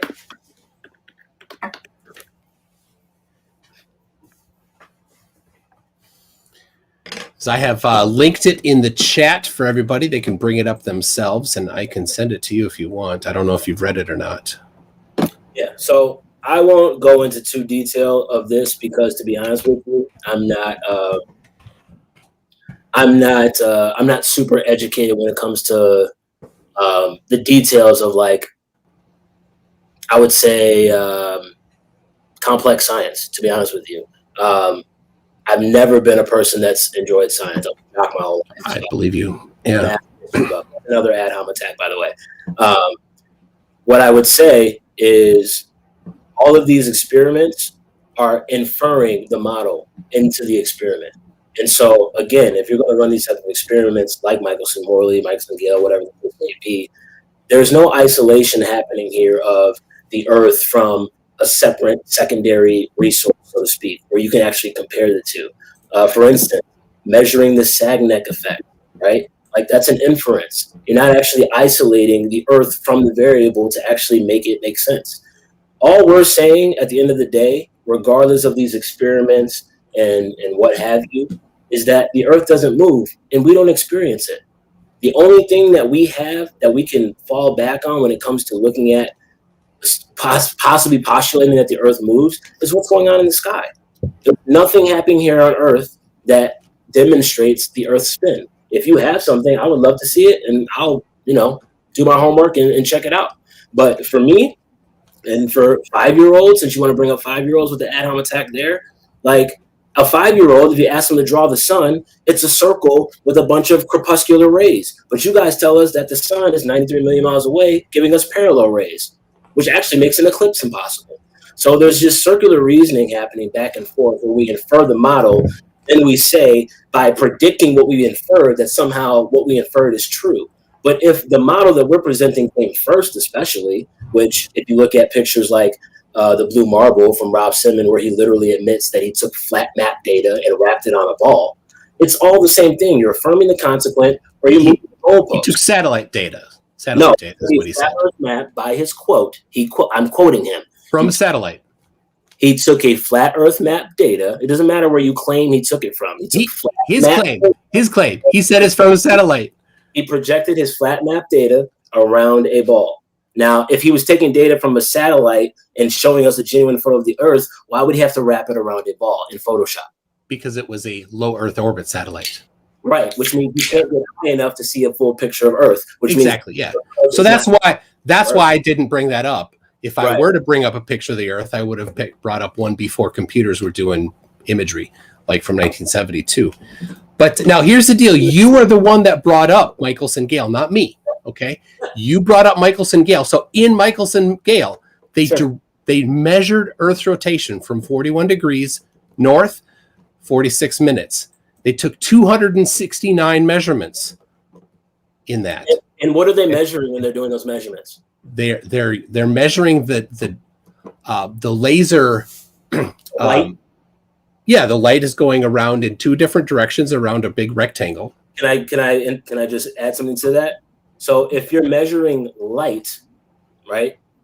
Again, that could easily, like a light. What's the argument y'all like to make all the time about the ring laser gyro and the 15 degree per hour? That's exactly what that's what this is. If the device is responding to light, right? If it's sensitive to light, you're again inferring that the results of this sensitivity of this device is the Earth's spin. When we both admit that it's light. Well, then, so here's how you're missing how science works, right? You have a hypothesis.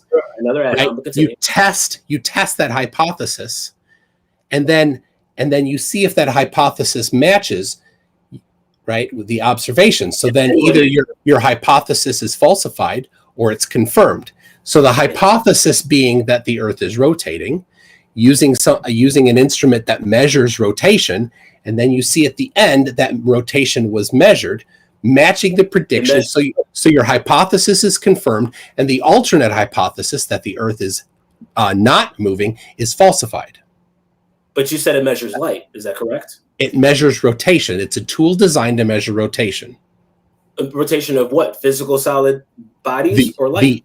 The object, the tool, the rotation of the tool, right? A ring laser gyroscope, or the very large one that Michelson-Gale built, is a tool, and it measures the rotation of that tool. So if that tool rotates, then the thing that it's designed for, measuring rotation, measures rotation.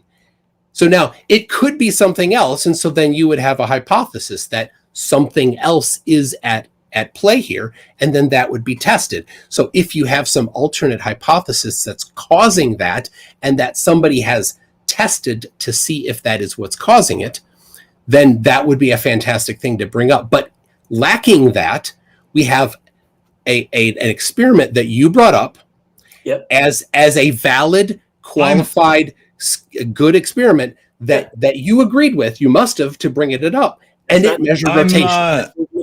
I'm all set here, Toon. If you want that on the screen, no problem. Okay. I just let me know it's another fallacy moving the goalpost, because that's not my argument. You argued that I agree with the experiment because I brought it up, and that's not true. You brought it up claiming that it measured the Earth to be stationary. That was your claim, which is ridiculous because you've backtracked on that. You said you didn't read it. You claimed you made specific claims about it, and you didn't even read it. You didn't even trouble yourself to do your own research. You just parroted some other flat earther. You're moving the goalpost again. That's not what I said. I brought the experiment up as an example of inferring your model and using your inferring as proof. It's the same thing with Michelson. I'm not using it as proof. Okay, science doesn't prove. Science disproves, but science doesn't prove. Right, science doesn't prove anything. So how are you using all this science to prove the shape of the globe? Science doesn't prove. So what are you proving? Nothing. That's not what science does. So your entire argument proves nothing? There are four places where proof exists, right? Cooking with yeast, quality of alcohol, math and pure logic, and fourth, pseudoscience. Demanding proof is a pseudoscience thing, not an actual science thing. If you want, you can look up. University of Berkeley has a fantastic thing called Understanding Science. If you want, you can look at the writings of at this Stanford philosophy of science. Several other places you want to look, but science doesn't prove. That's not their claim. That's the claim of pseudoscience. That proof is necessary. Ask for proof using science. Yeah, I'm not asking for proof using science. I'm asking for measurements and evidence. So when you have a preponderance of evidence, then you are very, very certain. But there's always the possibility that something's wrong, and the door is always open for some other evidence to come in and completely wipe out everything else. But science is fantastic at disproving things. For example, disproving that the Earth is stationary, like the Michelson-Gale experiment did. Right. And again, the Michelson-Gale experiment, if it's measuring light, it's not possible that it can disprove the motion of the Earth because the Earth isn't light. What I'm saying is, it's an instrument to measure rotation. Sure. That's what it's measuring. It's measuring rotation. But again, and let me backtrack a little bit. I can concede that point because all these things that we're arguing are secondary and tertiary to the fact that the Earth that we live on has zero visible curvature, admitted by one of the most famous scientists. He's not here. He's not here. That fallacy, I don't care. He's not here. That's not a fallacy that you don't care. There's no such thing as I don't care. You're citing claims that I didn't make. How about that? I don't know what fallacy that is. Yeah, like I did. You didn't make those claims. They did. You cited Michelson-Gale, which you made an entire argument about, which is a secondary point to the primary conversation of the shape of the Earth. And if it moves, because that is part of the conversation. Well, Michelson-Gale very much confirms the shape of the Earth as well, because the specific latitude that it was at has direct implications on the measurements that it's going to have. So you can use actually a ring laser gyroscope to establish the shape of the Earth and the radius of the Earth, because when you move a certain distance, you can use trigonometry to know that you move a certain distance, and it tells you what percentage of the radius of the Earth you moved. If you want, I can teach you the trigonometry, but I don't think this is the time to do that. You're right. And again, that's another ad-hom. But what you're saying is this measurement that we're doing is predicting the measurement of the Earth, the rotation of the Earth? but it's measuring light. It's an instrument. You don't just you're trying to break down an instrument that's designed to measure something specific. Right. And saying that because it's not directly measuring that one specific thing, you're going to just throw it away. Sorry, you don't get to do that. You're doing a tape measure measures what? Hold on, Joe. Hold on. Break down. Hold on, Joe. Okay. We're starting to get a little bit steppy, so let's make sure we let each other finish our thoughts first. Okay, guys? Yeah, all good. You know, a tape measure just has lines on it, so you're not actually measuring distance then by your particular type of logic. It's just lines. You're just identifying lines. No, the logic would be if I was taking the tape measure and I was trying to measure how much water's in a pool. It's not an accurate measurement. Well, of course, you can measure how much water's in a pool using a tape measure. It's not complicated geometry. Okay. That sounds crazy to me, but okay. Well, you can measure the width and the length and the depth and multiply the 3. And now you know how much water's in the pool. It's simple. I don't know why that would be a problem for you. Sure. The point is, and again, I'll concede this point. You can have that. You can have that W. I brought it up to mention the fact that I feel, and a lot of people feel, that these experiments are inferring the model instead of actually providing evidence for the model. And it's really simple. Like I said before, if the Earth is curved, show us curvature. Until you can do that, until someone can show us curvature, and I don't want to see your chart about an arc, I want to see curvature in nature. Until somebody can do that, everything that we argue on top of this is secondary. Same thing with the Earth's spin.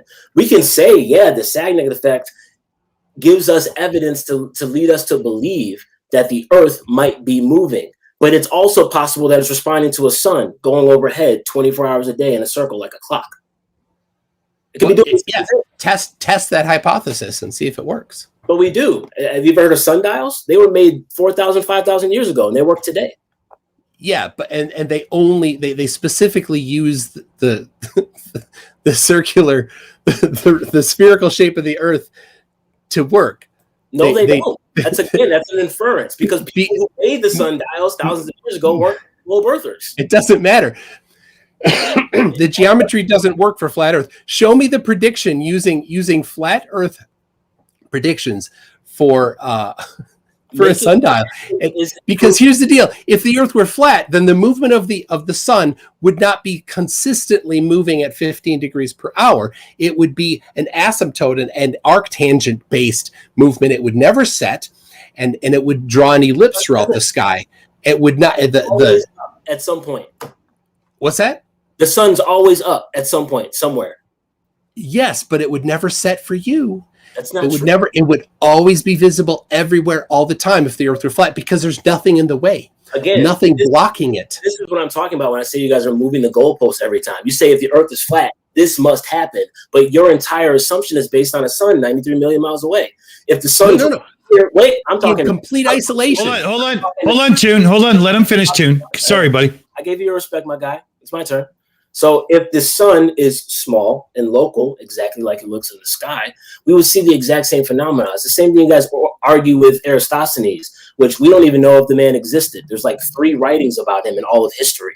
But regardless, this man claims that because sticks in the ground show 2 different shadow angles, that it must mean that the surface is curved. But the response or the evidence also supports a flat stationary plane. You have measurements of that? Local sun. It's easy to demonstrate. Can you show? In our atmosphere. Hold on. A small. Hold on. Okay. That's a claim. I want to see that. I cannot. Yeah. But we had a couple claims in that, so I got to get it back over to Toon and let's get our rotation back. You guys have been doing great in this. I'm so impressed. You know, I've seen some serious dumpster fires between people, and I've only had to intercede twice so far. I'm really impressed, guys. So, Toon, take your response there. Go ahead, brother. All right. So, we kind of went past rotation, right? And you're like, you want to see curve, but here's what you're going to move the goalpost if I show you curve. That's the problem, right? Try me. Okay. 1972. What kind of computer technology was around then? You're showing me a photograph And You're asking for curve. You're asking leading questions. So here's what we're not going to do. I don't need you to play games. We're both adults. If you want to show evidence for your proof, just show it. You don't have to ask me 20 simple questions like I'm a 3-year-old. It's not necessary. Just show me your evidence. So here's the deal. You want to see curve. You want to see a photograph, right? How else am I going to show you curve if not a photograph? Not necessarily, but yeah, go ahead. Show me. Okay. So you'll accept a photograph. Sure. For the argument's sake, I'll accept the photograph. Okay.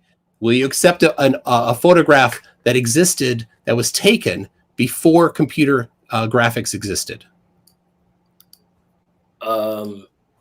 Sure. Okay. Will you take one that was taken with a physical camera on physical film and developed in a dark room with water, with liquid? Where is your evidence that that is the case? There is a chain of custody that we can examine on these. Let's do that. All right.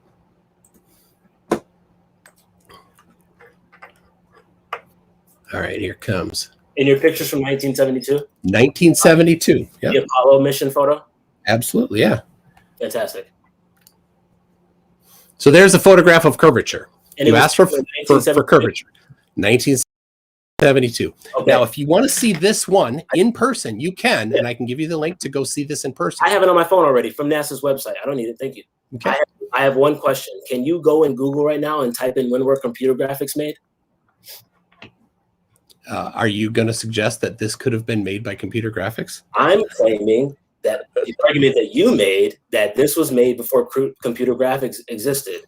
And the pictures from 1972 and computer graphics, according to Google, were made in the 1950s. Yeah. Did they look like this? Did computer graphics look like this Your in argument was 1972? the picture was made before computer graphics were generated. And that is false, according to Google. Okay, well then dismiss that particular thing and be sure that should you claim any particular By the way, but continue. things about this, that you support it with evidence. So this particular image here, photograph, what do you say? You asked for curve. This is curve. What do you say? Joe? Sure. Would you like that photo to Joe? Sorry, would you like that photo to stay up during your rebuttal here? It doesn't matter. That's fine. Actually, you know what? I tell you what. Let's do this. Okay. Give me 20 seconds here. No problem. No problem. But I just wanted to be made known, for the record, that his entire argument was that this picture was made before computer graphics were generated, and we discovered from Google That was not the case. That was not my computer. Not my compute. My complete claim. My claim is that it was taken on a physical camera, on physical film, and developed in a dark room through a liquid process. And the picture came from NASA, correct? It did. Now, if we were in a courtroom and I was able to discredit your source, would we still use the photo? A single discreditation of discreditation. I didn't say a single. Discrediting of NASA will then get rid of any evidence that they provide. Is that what? No. This particular evidence would hold up very well in a court. Thank you. Yes. Okay, Joe. Joe, I've got your photo ready. You ready for your rebuttal here? Should I switch over? Yeah, go ahead and throw it up. Okay. MCToon, which picture of the Earth is legitimate? Or all of them legitimate? I don't. Oh, that. I can't tell on this small one in particular, but we could look at the provenance of any one of these in particular. Hey, go ahead and type in Earth from Space 2015 NASA, and you can pull up. I'll make sure that this. So, I'm sorry. This is you're trying to bring up a different picture. So why don't you address the particular picture? You asked for curvature. I provided curvature. Well, and first now you're off, trying to deflect to something else. First off, no, I'm not. I'm actually trying to prove a point. First off, you showing me a singular photo doesn't prove, one, that the photo is legitimate, and two, that there's curvature to the Earth. Again, like I asked you. Well, you asked for a picture of curve. I gave you a picture of curve. Asked and answered. Can I talk? You're welcome. Can I talk? That's another ad, huh? Can I talk now? Okay, cool. So if your picture is not a legitimate picture, or if your source has been known to make pictures of Earth that are bullshit, then we could definitively Hold on. Joe, got to watch our language here. We're doing a family-friendly stream, okay? Let's not, You're right.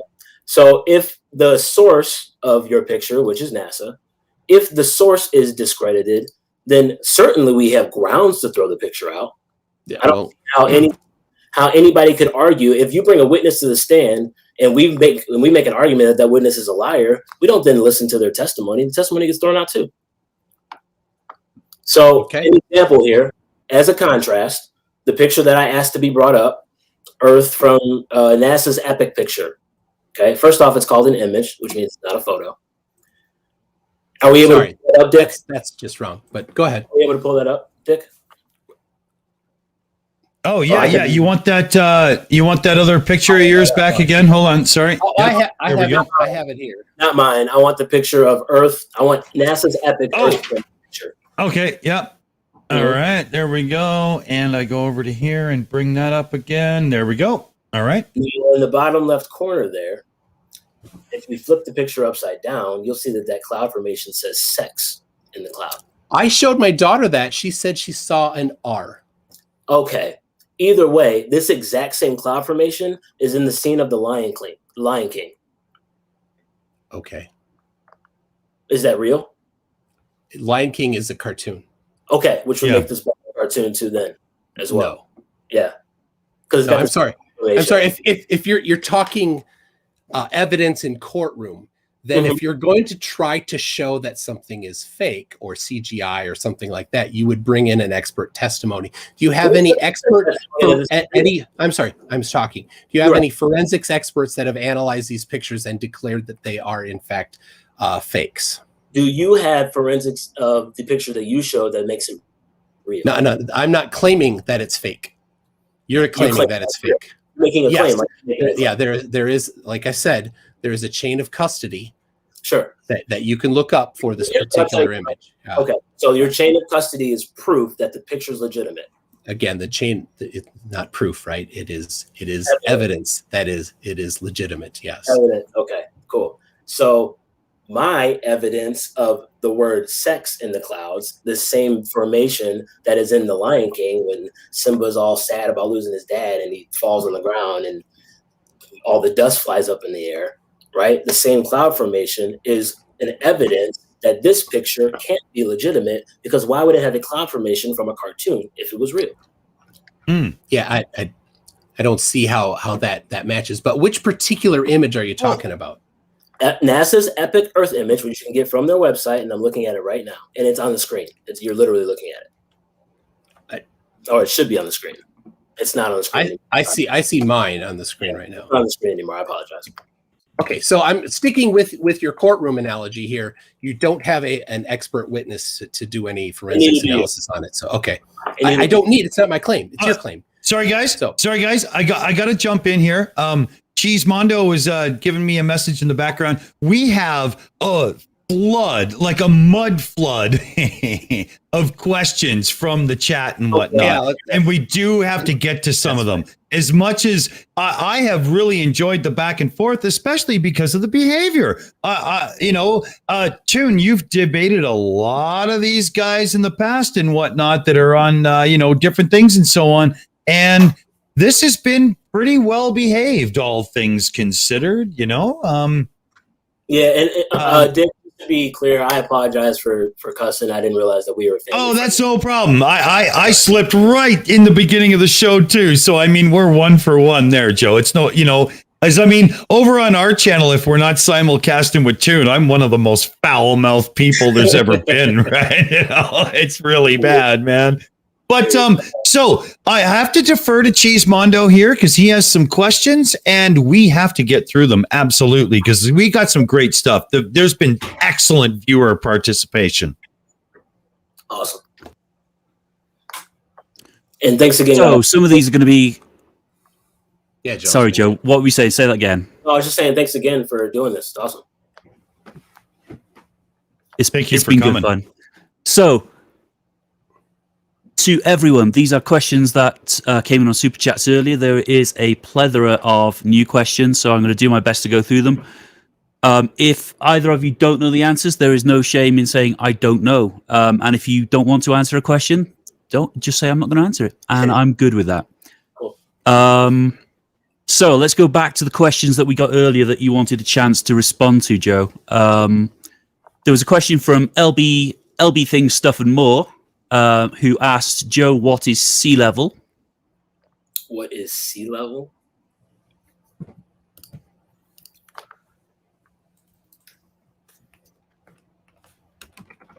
Person doesn't know how to use Google. Sea level is an average level of the surface of one or more Earth's bodies of water from which heights such as elevation may be measured. So I would say that that is basically using the sea as ground zero, so to speak, when making elevation claims or predictions, as MCToon likes to use that word. I would claim that to be sea level. I will elaborate on that, actually, because one of my favorite MCToon arguments is that level means curved, which I think is hilarious. So I am going to go ahead and pull up the definition of level. And you don't need to pull up the definition from National Geographic because I know that's your only source for level. I have 45. Okay. Sources. Well, I will give you every basic source. I have the forest. First page of Google. All the cherry trees. Merriam-Webster, the definition of level at dictionary.com, Cambridge English Dictionary, all of which refer to level as being a horizontal plane or line with respect to the distance above or below a given point. An even or flat surface, when used as an adjective, at the same height as someone or something else, that's, levels, like there's levels to this, right? As a verb, give a flat or even surface to. So in our conversation of sea level, I would just apply that to the sea and to the oceans. And as to say, when we're claiming X amount of feet above sea level, that is what we're calling ground zero when we're looking at the ocean or we're looking over water. I would say that the citations I have on my website, mctoon.net/level, are from surveyors in general and other sources as well. So the people that know exactly what level is because their entire field relies on it. But Merriam-Webster, whose entire field is defining words, they wouldn't know what level means. That is not their thing. Yeah, they don't work with what level means on a day-to-day basis. They just do things. But word definitions. I got you. So surveyors know what level means somehow from a definition that, I don't know where they got it from. Because they measured it. And Cambridge and all of these upper echelon dictionary sources say otherwise. Should we?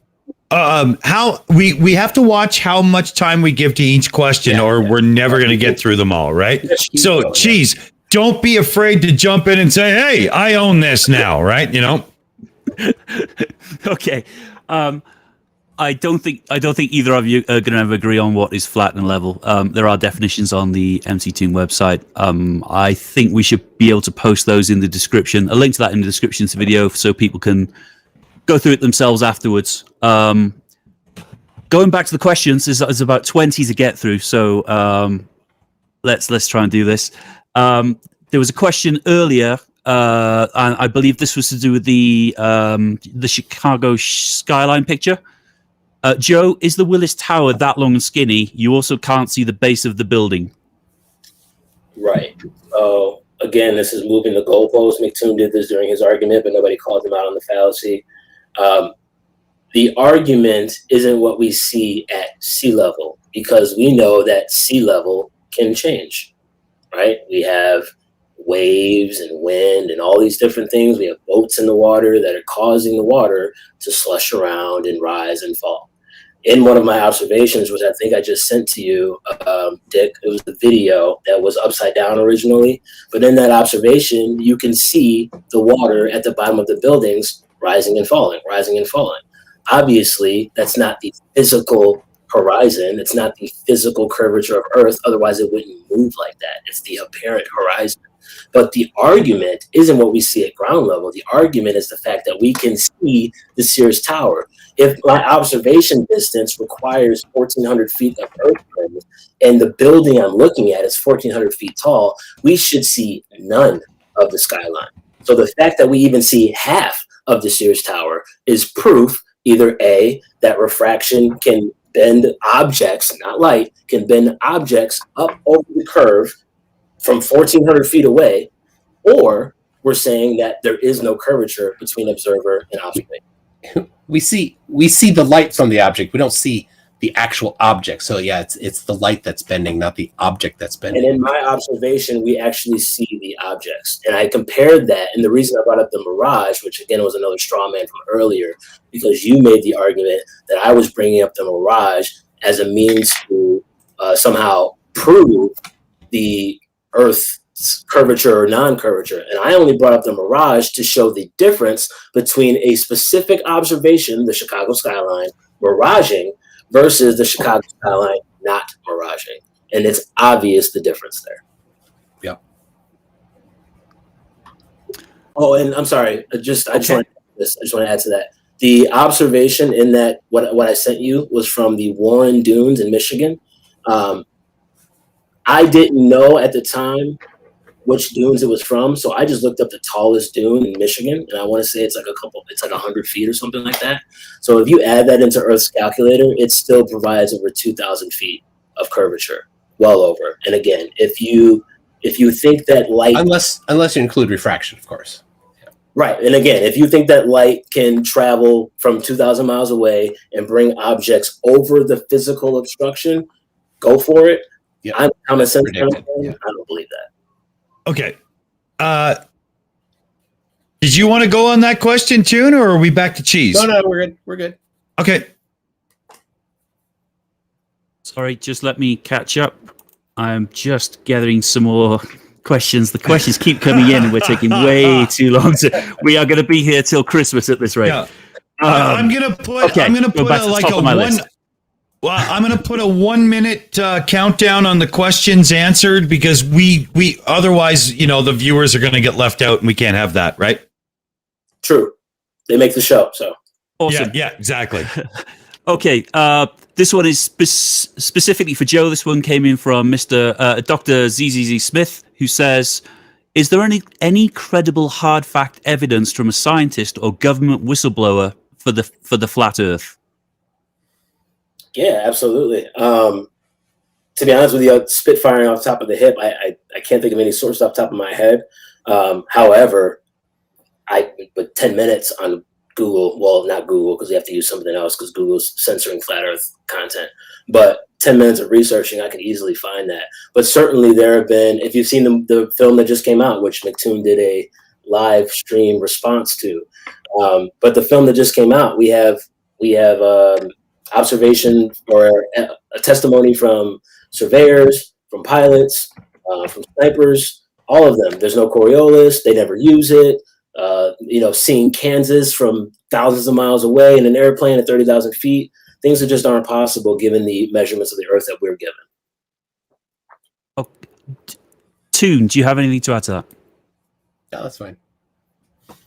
Yes. No. Other than no citations, actually, but yeah, that's. Yeah, I can easily do that. Yeah. No problem. I'll just add one thing to that, which is slightly unfair of me, but is a documentary from a bunch of flat earthers a credible source for scientific information? Or could that be seen as confirmation bias? Well, absolutely could be confirmation bias, and I would argue that, you can have that. But to that point, you argued earlier about the debunked videos of the globe, which is exactly that same thing, confirmation bias. It's not necessarily confirmation. Asking a bunch of flat earthers to make a video whether or not the planet is a globe or flat is asking for trouble. What about some people might say? If the Earth is flat, who's going to be more at least honest about the evidence? A globe earther talking about flat Earth, or a flat earther? Measurements. It would depend which. It depends what the science. It depends what the science will say, or which flat earther you're talking to. That's true. Because some are far less genuine than others.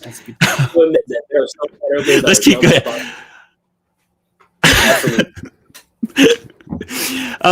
This one is more of a tongue-in-cheek question again for you, Joe. If the Earth is flat and doesn't move, is it possible for a ship or plane to fall over the edge?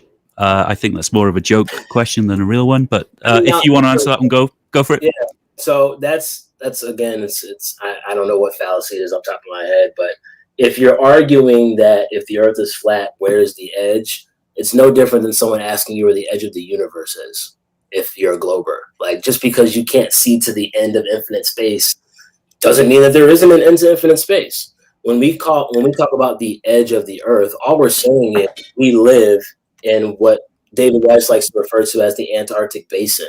So if you look up the highest landmass on Earth, it's Antarctica. It's 200, 300 feet high. And according to James Cook, who traveled across the diameter of Antarctica, and it took him 60,000 miles in 3 years to do so, he claims that it's all the way around. It's the same thing with Auguste Piccard. He's the first person to reach the stratosphere. First person ever to get up high enough to make an opinion about the shape of the Earth. And he said it looked like a flat disc with an upturned edge. That's a misquote. Okay, that's you cool. You can go ahead and look that up. And if you're going to take personal testimony, more than 500 people have been in orbit. So there's 7 billion people on Earth. Hey, you're the one that wanted to take one person's personal testimony. I give you 500. I gave you 2 or 3 in that argument, but okay. You want to talk about Admiral? Okay, let's. Yeah, more questions. Let's move on. Let's move on because we are. They keep coming as I ask you one. Another one comes in the side chat. So we've got. I'm not trying to shut you down, Joe. It's just we're never going to get to the end of this if we don't hurry this. I know they're all you, so it's whatever. It's all good. Yeah. Okay. Aaron Van G was a super chat for $4.99 who just says, "Stop! If MCToon isn't allowed to use NASA pictures as evidence, neither is Joe. Both inadmissible." Then FE News makes the point for $5 that latitudes are based on the assumption the Earth is a globe. Real Signal. If anyone wants to make a point, just jump in. Otherwise, I'm going to rattle these super chats out unless there's a real question in there. Real Cygnus for $2 says, "Say a bad word of your choice."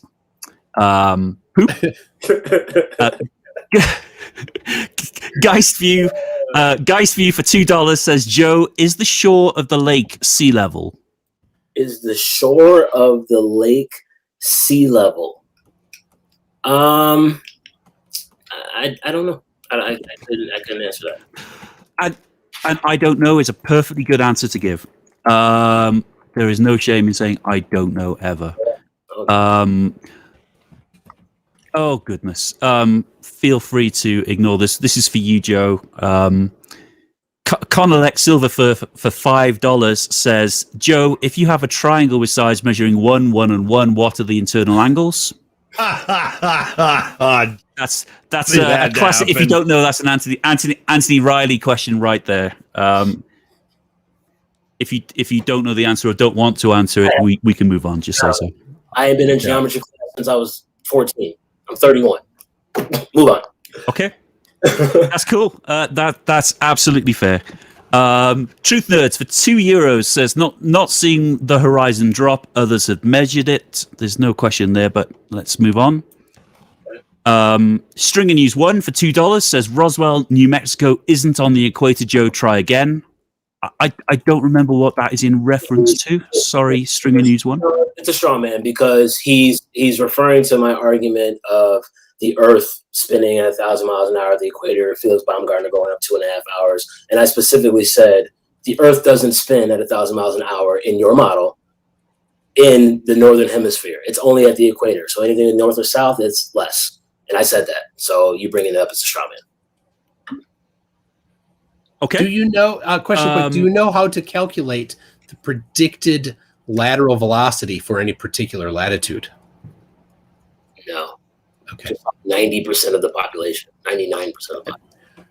I couldn't either before I started this, but I've been studying geometry to beef up on it. So. And to be honest with you, MCToon, but before we continue, I want to give you respect, because the one thing that I will say about you versus other globe earthers is you actually come with some data to the table. A lot of these debates, people are just kind of flapping their gums, and they don't really actually bring anything that they've done themselves to the table. So I respect you for that.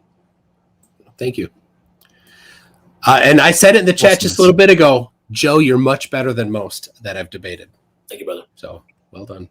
And Joe, that's been a common thing all the way through this debate. Is people have said that you are much better at this than most flat earthers.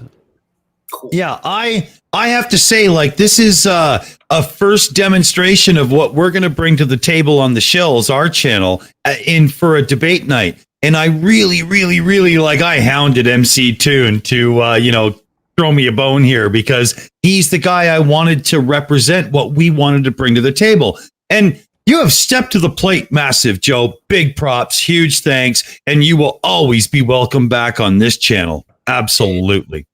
Thank you. Appreciate that. Awesome. Let's get back to these questions because they're still coming in. Fuck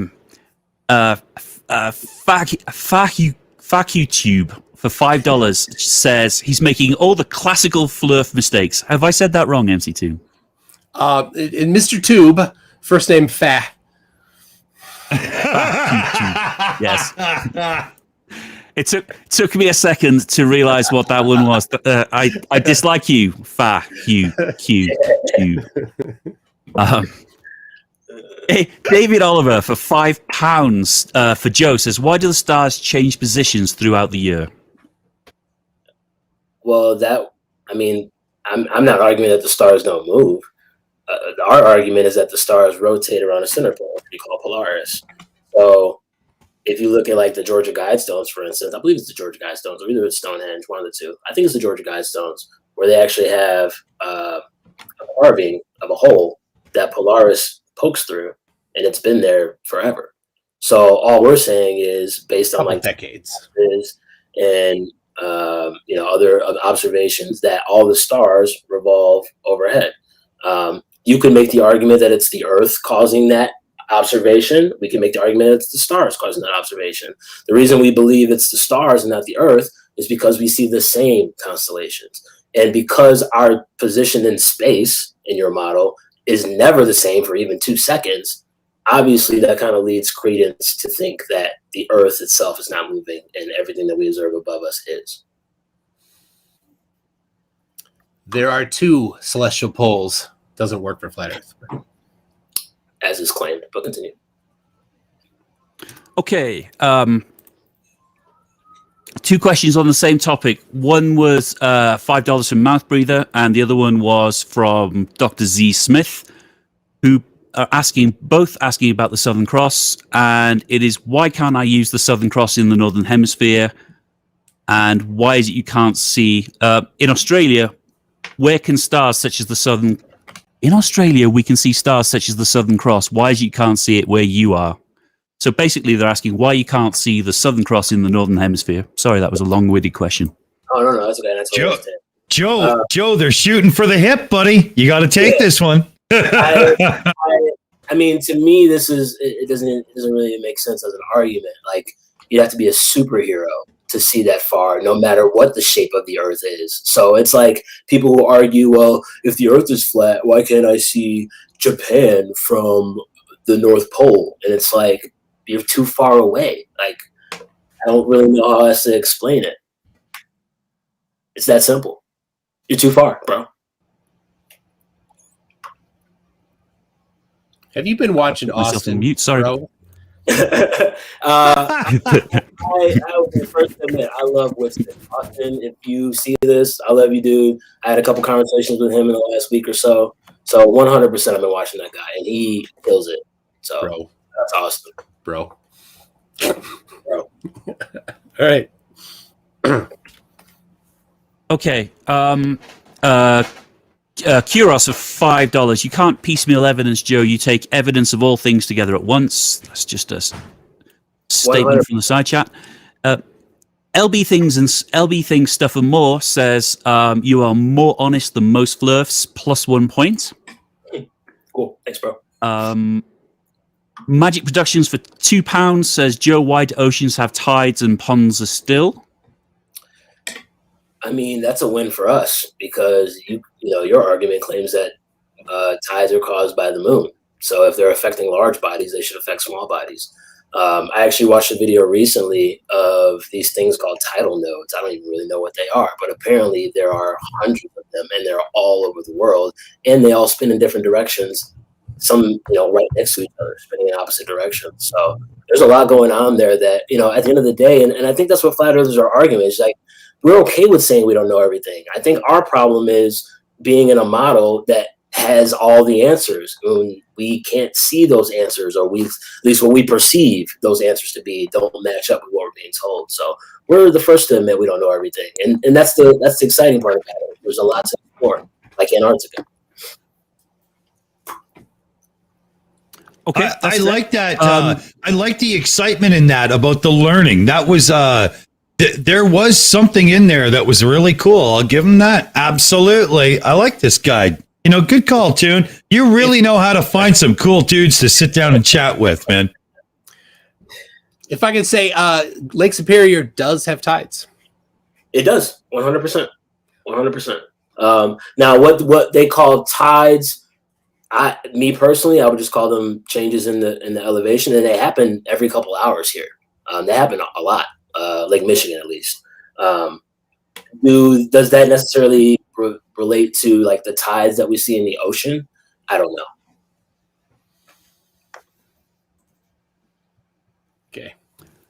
Okay. Let's keep going. I've just seen another one come in. I'm not going to win here. I'm going to start reading these even quicker so we can get through them. Yeah. Geist View for $2. Joe, have you ever read a nautical almanac? No. That's a fair answer. Jonathan Finley from the Ether side. My senses tell me when I'm driving home, the moon. If I could talk, I would be dangerous. But the FE side, my senses tell me that when I'm driving home, the moon looks like it follows me home. Is that rational to believe? If not, why? I wouldn't say it's irrational to believe if that's what you observed. I've seen the moon do some weird things. In fact, David Weiss talks about if you look at the moon when it's really big in the sky, and then you look at it between your legs upside down, it looks really small again.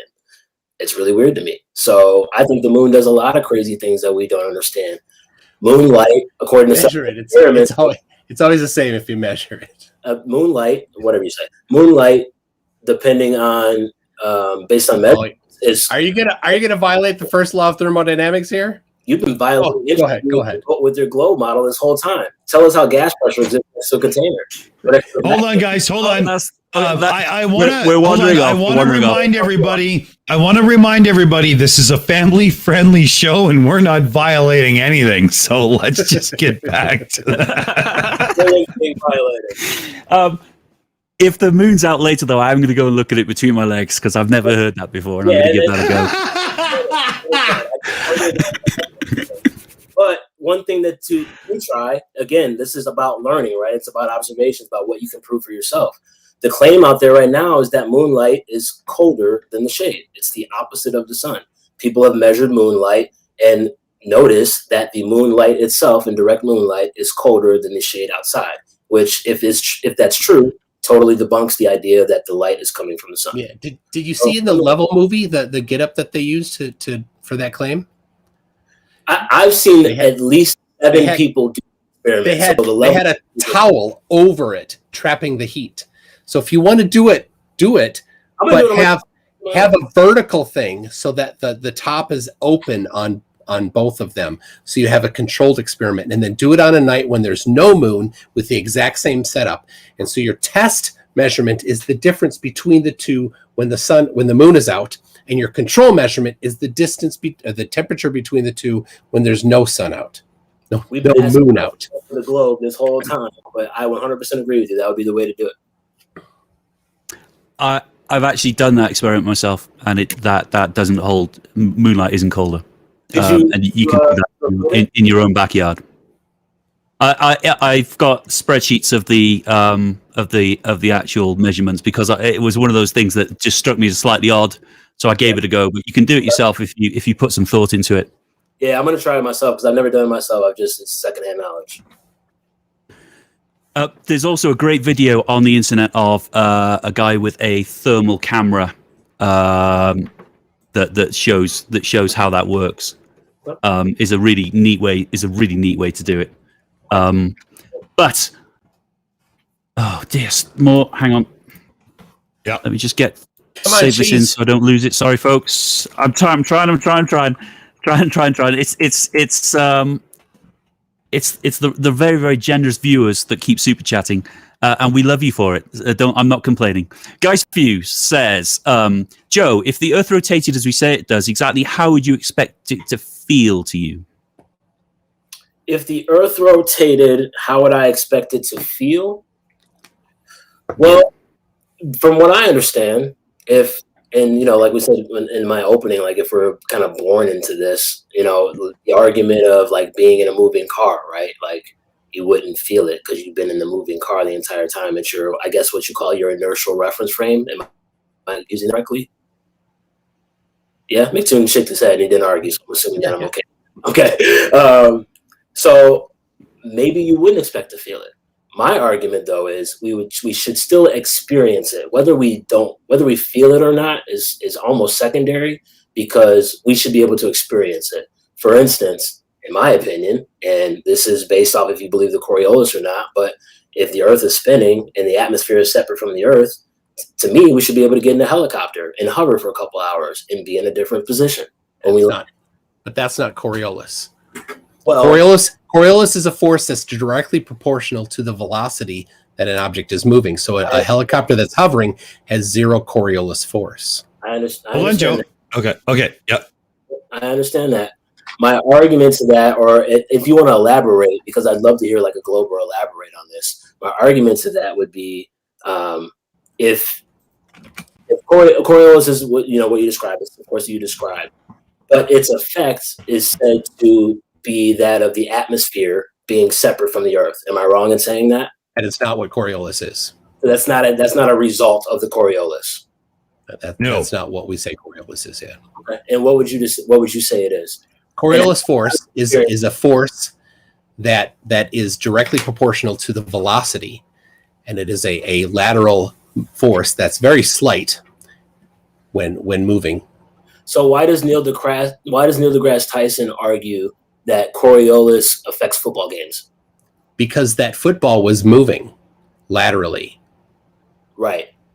So you can calculate over the distance of that the ball moved and the velocity it was moving and the latitude that it was at, the amount of Coriolis that would be predicted.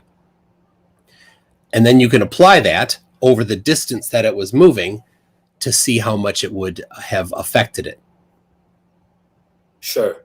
So doesn't that kind of insinuate that the football, when in the air, is separate from the Earth's spin?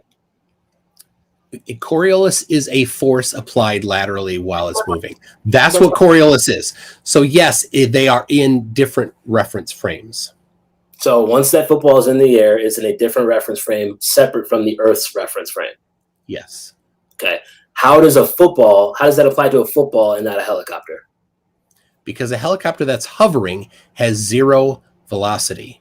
Okay. And Coriolis is directly proportional to the velocity. So zero velocity times Coriolis force is zero. So if the football is moving, Coriolis is experienced. But if the object is stationary or moving up and down, not sideways, there's no Coriolis. That's the prediction.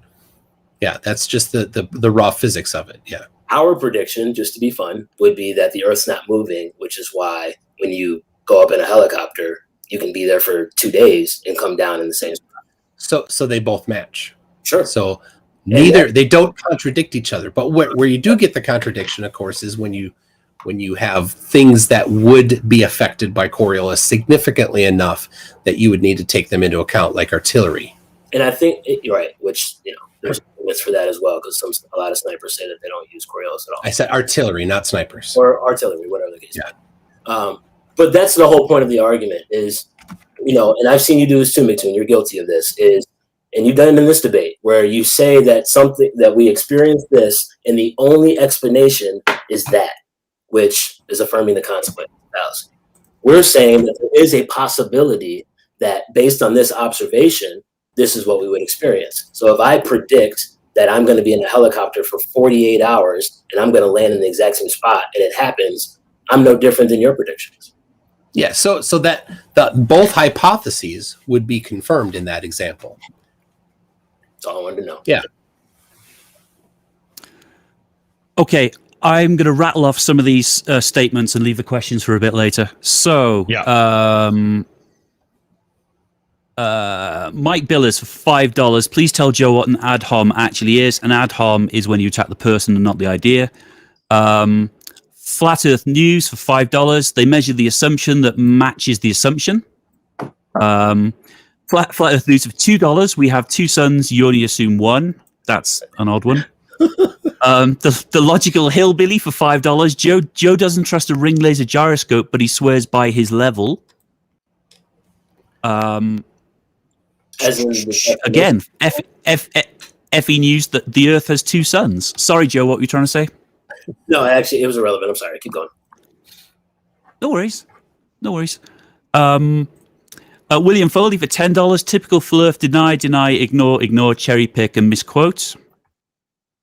My argument is not changed whatsoever. But okay, continue. Stringer News 1 for $2. Going back to Roswell said you didn't know that it was Roswell. LB Things Stuff and More for $2. Again, just saying well done for saying you don't know. There are lots of people that would argue and make things up as they went along. And as I said, there is no shame in saying I don't know. Craft Happy Tammy for $5. Joe, so how do I now explain to my kids that in The Lion King stars are not farts?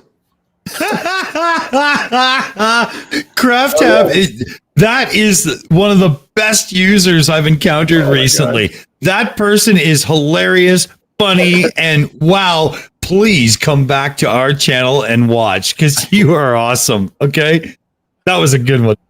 Cheese, I have to add one in here. I think was missed earlier. From B-Ball for Life. Did you see that one?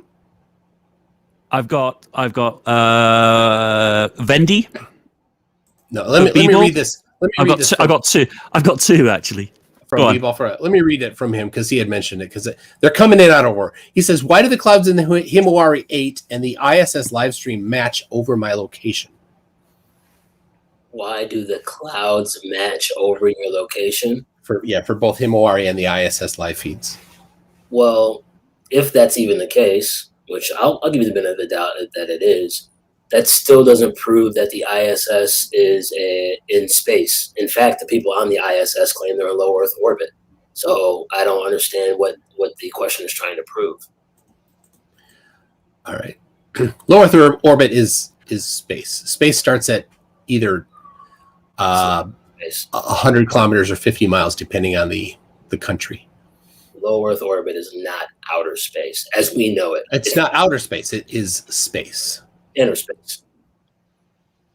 That was a movie with what's his name? The little guy. Continue. All right, keep going, Cheesemondo.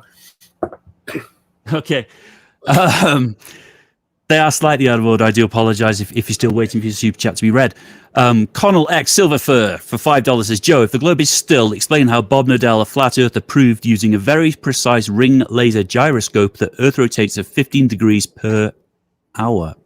Thanks, Bob. I just gotta say before, we always salute Bobby 15 on this channel. Yeah. You talking about Bob Nodell from Glowbusters? Yes. Yeah, so you can watch plenty of videos of him totally disputing that claim that he proved anything with a ring laser gyro.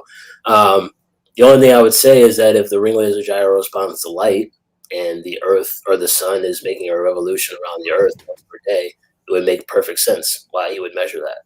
I don't know if that's true or not, but it makes sense to me. It's not measuring the light from the sun. It's inside an enclosed box, so the light from the sun can't get to it. So it's not. It can't be sensitive to the sun's light at all. Correct. Yeah, it's blocked by it. Oh, okay. Well, I would refer to Bob Nodal. I'm not going to speak for Bob Nodal. He gives plenty of explanation for proof or disproof of the ring laser gyro. So check out Glowbusters. He'll answer for you. My noodle only speaks on Pornhub, but that's another story. Oh, good grief! What happened to family-friendly channel? Hey, I didn't say anything wrong. I didn't say anything wrong. I just had to get it in there. You know, it went under the radar. Had you not called it out, I mean, seriously. If the moderator needs moderating, what's the world coming to? Yeah, Guys, me for $5. Guys, me for $5. Joe, you made an argument from authority fallacy and the fallacy of stolen concept. Kuros for $5. Didn't say when. Kuros for $5. So using a spirit level isn't measuring a straight plank of wood, it's just measuring air in the water because the plank isn't air or water. I'm not following that one. That's because a ring laser gyroscope is only measuring light, therefore a spirit level is only measuring the spirit, which would be methanol typically, and air. That's all it's measuring is methanol and air. Applying that same logic. Okay. I think that's what he's saying. In the side chat, Micro Raptors just pointed out that we lost the chance to be family friendly when we decided to have Dick Dawson on. Guys, for you again for $5. Joe, define exactly how you expect Earth curve to look like. Earth curve is not elevation. Would you like to respond to that one, Joe? Earth curve is not elevation. Yeah, the horizon is the curvature of the Earth, at least according to the textbooks that we grew up on and Wikipedia right now. So I would expect Earth curve to be the result of seeing the geometric horizon, not the apparent horizon. I don't even understand how that's difficult. Okay. We'll keep going because we're getting there. We're getting there, and I'm excited to get to the end of this list. String of News 1 for $5 says you're moving the goalposts out of one side of his mouth, then promptly changes the subject. That's I can't speak Latin. That's a case of irony. Thank you, String of News 1. String of News 1 again for $5 says Joe's claim that computer graphics existed in the 50s only fulfills the C and G but not the I of CGI. The photo is imagery. Okay. Josh Jackson for $5. Joe, Flat Earth, why keep it a secret? What's the gain? Who is keeping it from us? And please don't say they. Oh, okay. I have this question myself. Joe, I would love to hear your response to this one. Can we pause for 1 second to hear this, please? Yeah. Oh, that's such a complicated answer. Normally when I give that answer, I'm speaking for 10, 15 minutes. So I'll try to truncate it here. As I said in my opening, everyone is motivated by their worldview. On top of that, me being a follower of Yeshua, I believe that this world is reduced to two forces, good and evil.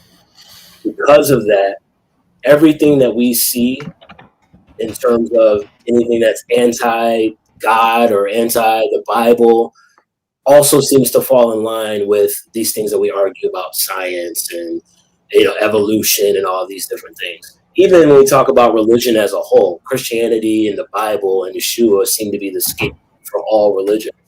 So simply on face value, if I can put your existence outside of a universe where humans are the point, they're the heart, right? The center of the universe, I can put you in an infinite plane spinning at thousands of miles an hour, right? There's a level of significance that gets lost with that. And to me, that's why in church, you hear all these pastors trying to make up for it. They're like, well, God made the solar system and he put the Earth in the Goldilocks zone to make it special and different from all the other planets. But the word planet itself isn't even in the Bible. So we see all the time how believers try to fit this world model into their scripture, but it doesn't fit.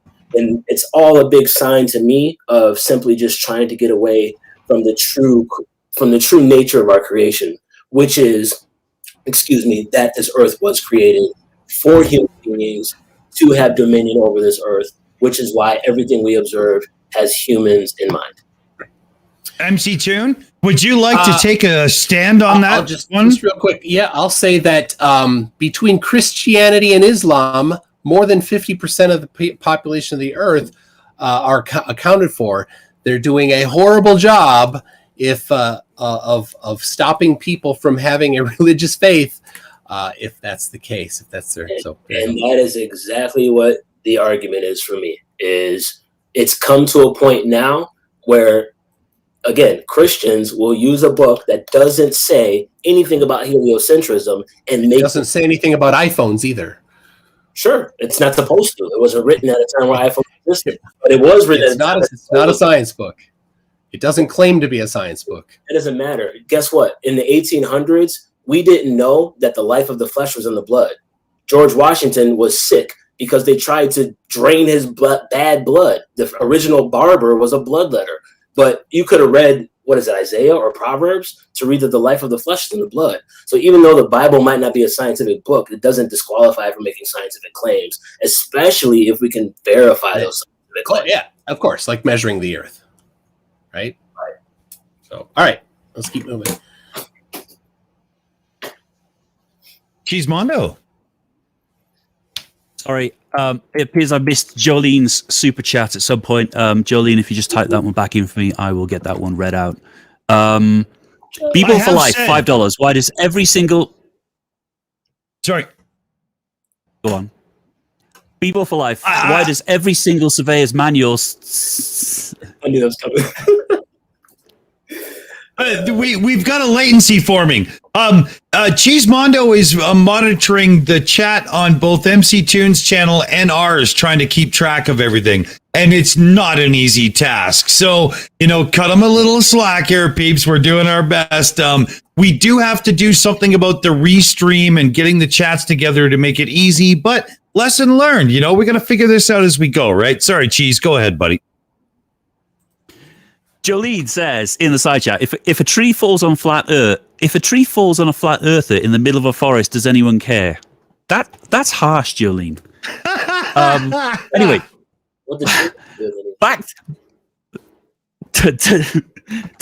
back to B-Ball for Life. B-Ball for Life of $5 says, why does every single surveyor's manual say that surveys over large areas must take the curvature of the earth into account? Like I was saying earlier in my argument, I've seen testimony from surveyors, and I'll try to find that footage for you guys. But I've seen testimony from surveyors that claim it is in their manuals and they never use it. I went to school for music business. There's 75% of the stuff in my books that have no relevance to the music industry whatsoever. So just because it's in your manuals doesn't make it pertinent or useful. Okay. Truth Nerds for €5 says Merriam-Webster level 1 adjusted 1A having, I'm not sure what this has come from. Adjective, yes, definition of level 1A having no part higher than another, conforming to the curvature of the liquid parts of the Earth's surface. Yep, that is from Merriam-Webster. It is the first definition of level when used as an adjective. B. So that was A. B is parallel. Don't cherry pick. No, I'm not cherry picking. I just didn't get to that. He skips. So if you're looking at the page here on Merriam-Webster where he got that definition from when used as an adjective, he didn't read any of the ones when levels used as a noun, any of the ones where levels used as a verb. He scrolled down to adjective and only read 1A. All the other ones here are right in line with what I'm saying about level being horizontal or equal or of course the key would be then to find measurements. Exactly. Yes, exactly. Like water, like I said before, which no one has even dared to argue how water conforms to the bottom of a ball. Well, there's no bottom. That's a straw man. That's what you claim. There's no bottom. But on the globe, if you're going to try to debunk the globe, you have to address the globe instead of address the straw man of the globe. Right? Because on the globe, down is towards the center, so there's no bottom. Sure. So how does water, if I'm in Chicago, how does the water rest the same way that from someone who's in Australia? Because down is towards the center. Right. That's what you claim, but you can't demonstrate. That's the model. Certainly can. I showed you a picture earlier. That's not a demonstration. Yeah. I can show you a picture of Bart Simpson. Does it make Bart real? Nobody claims that Bart is real. Right. But you're claiming this is real. It's the same thing. Yes. Yeah. All right. Let's keep going. Okay. There's a question here for Toon from Magic Productions. MCToon, can cold light exist, and if not, why? Can colored light exist? Cold light. Cold light cannot exist. It violates the first law of thermodynamics. In order for light to be cold, it would have to have a negative Kelvin temperature. And 0 Kelvin is absolute zero, the coldest possible. Mark Beiser, who's in the chat right now, has a nice FLIR camera, has measured the light coming directly from the moon, and it is certainly a positive value. Toon? In Kelvin. With movement and energy, could light ever be cold? Is that even like... No, it violates. Yeah, you can't create or destroy matter or energy. You can only convert it to different state, right? So in order for light to somehow, which is particles, somehow to remove, when you add light to remove energy, it would have to have negative Kelvin, which violates the first law of thermodynamics. Was my argument that moonlight is cold? Yes. It was? Yeah. I could have sworn my argument was that moonlight is colder than the shade outside of it. Mm. So, but in order for that to happen, moonlight has to be colder than 0 Kelvin. That's the only way that could happen. If the moonlight was 75, unless you have a different hypothesis. Make it cold? What's that? If moonlight was 75 degrees, does that make it cold? No, it would not make it cold. It would not. When moonlight strikes something, it would not make it colder. It is an addition of energy, right? The photons in light have a positive quantity of energy, and when they hit something and that something absorbs it, it increases the amount of energy in that object. Mm-hmm. It doesn't decrease the amount of energy in the object. Therefore, it will get warmer. Like I said, I didn't argue that moonlight is cold. I said that it's colder than the shade outside of it. The moonlight can be 70, 80 degrees. That's not cold light. It's just colder than the shade outside of it. And again, that I already admitted, that's a secondary observation. So like I haven't done it. It's a claim. What I will tell you, though, is that the moon and sun seem to have opposite properties. After the moon is out, the grass is wet. After the sun is out, the grass is dry. Yeah. Basic stuff from other physics, right? Condensation happens, evaporation happens. Absolutely. It's also possible that the moon is its own light and it's different than the sun. All right, let's keep going here. Bob the science guy read one. Yeah, don't miss that. I've got that. I'm going to rattle through some of the shorter ones that aren't questions. So Bob the science guy for $5 says, looks like you have a high functioning flurf here. Geist View for $2 says, Joe, football is ballistic, helicopter is not. Bowhammer 335 in the side chat for $5 says, as a long distance competition shooter, I use Coriolis calculations. I had a drink with a guy at a bar who won awards in the state that I live in that said the exact opposite. So again, it's tough to even argue because like we talked about with pilots, there's pilots in that film level that talk about how the earth looks flat to them. So we can't just pick and choose, right? Like we got to talk about it in totality. There's people saying this on one side, there's people saying this on the other. It's that simple. At the end of the day, I just want the argument to be presented fairly. A lot of times I hear these events and I see the debates and Globers act like everything flat earthers say is nonsense. And it's obvious that even if we're just making basic observations, they're at least rooted in rational and logic and reason, right? The earth doesn't spin because I don't feel it. Like we can argue about why that's the case, but the statement itself is a valid statement. We can't act like that's not a valid argument, even though it might not be sound, even though there might not be evidence to support it based on what you guys say. It's still a valid argument.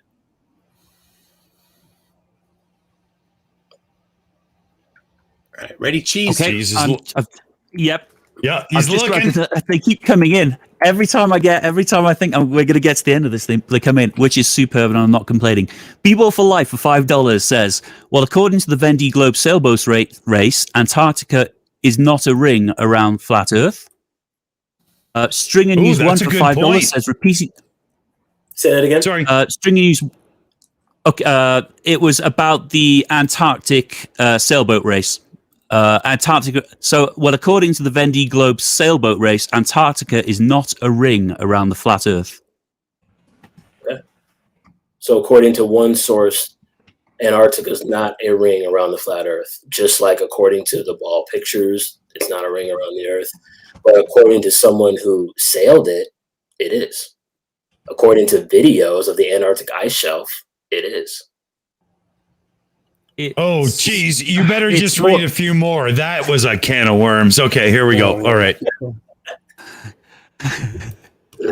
I'm getting there. Stringer News 1, $5. Repeating a claim never confirms that claim, so not confirmation bias. My side bias, sure. Another one's just come in. Let me just grab this. Sorry, folks. Talk amongst yourselves. Bubba $2. Joe, for your information, the GA Guidestones were built in 1980. I don't know what that was in relation to. Georgia Guidestones.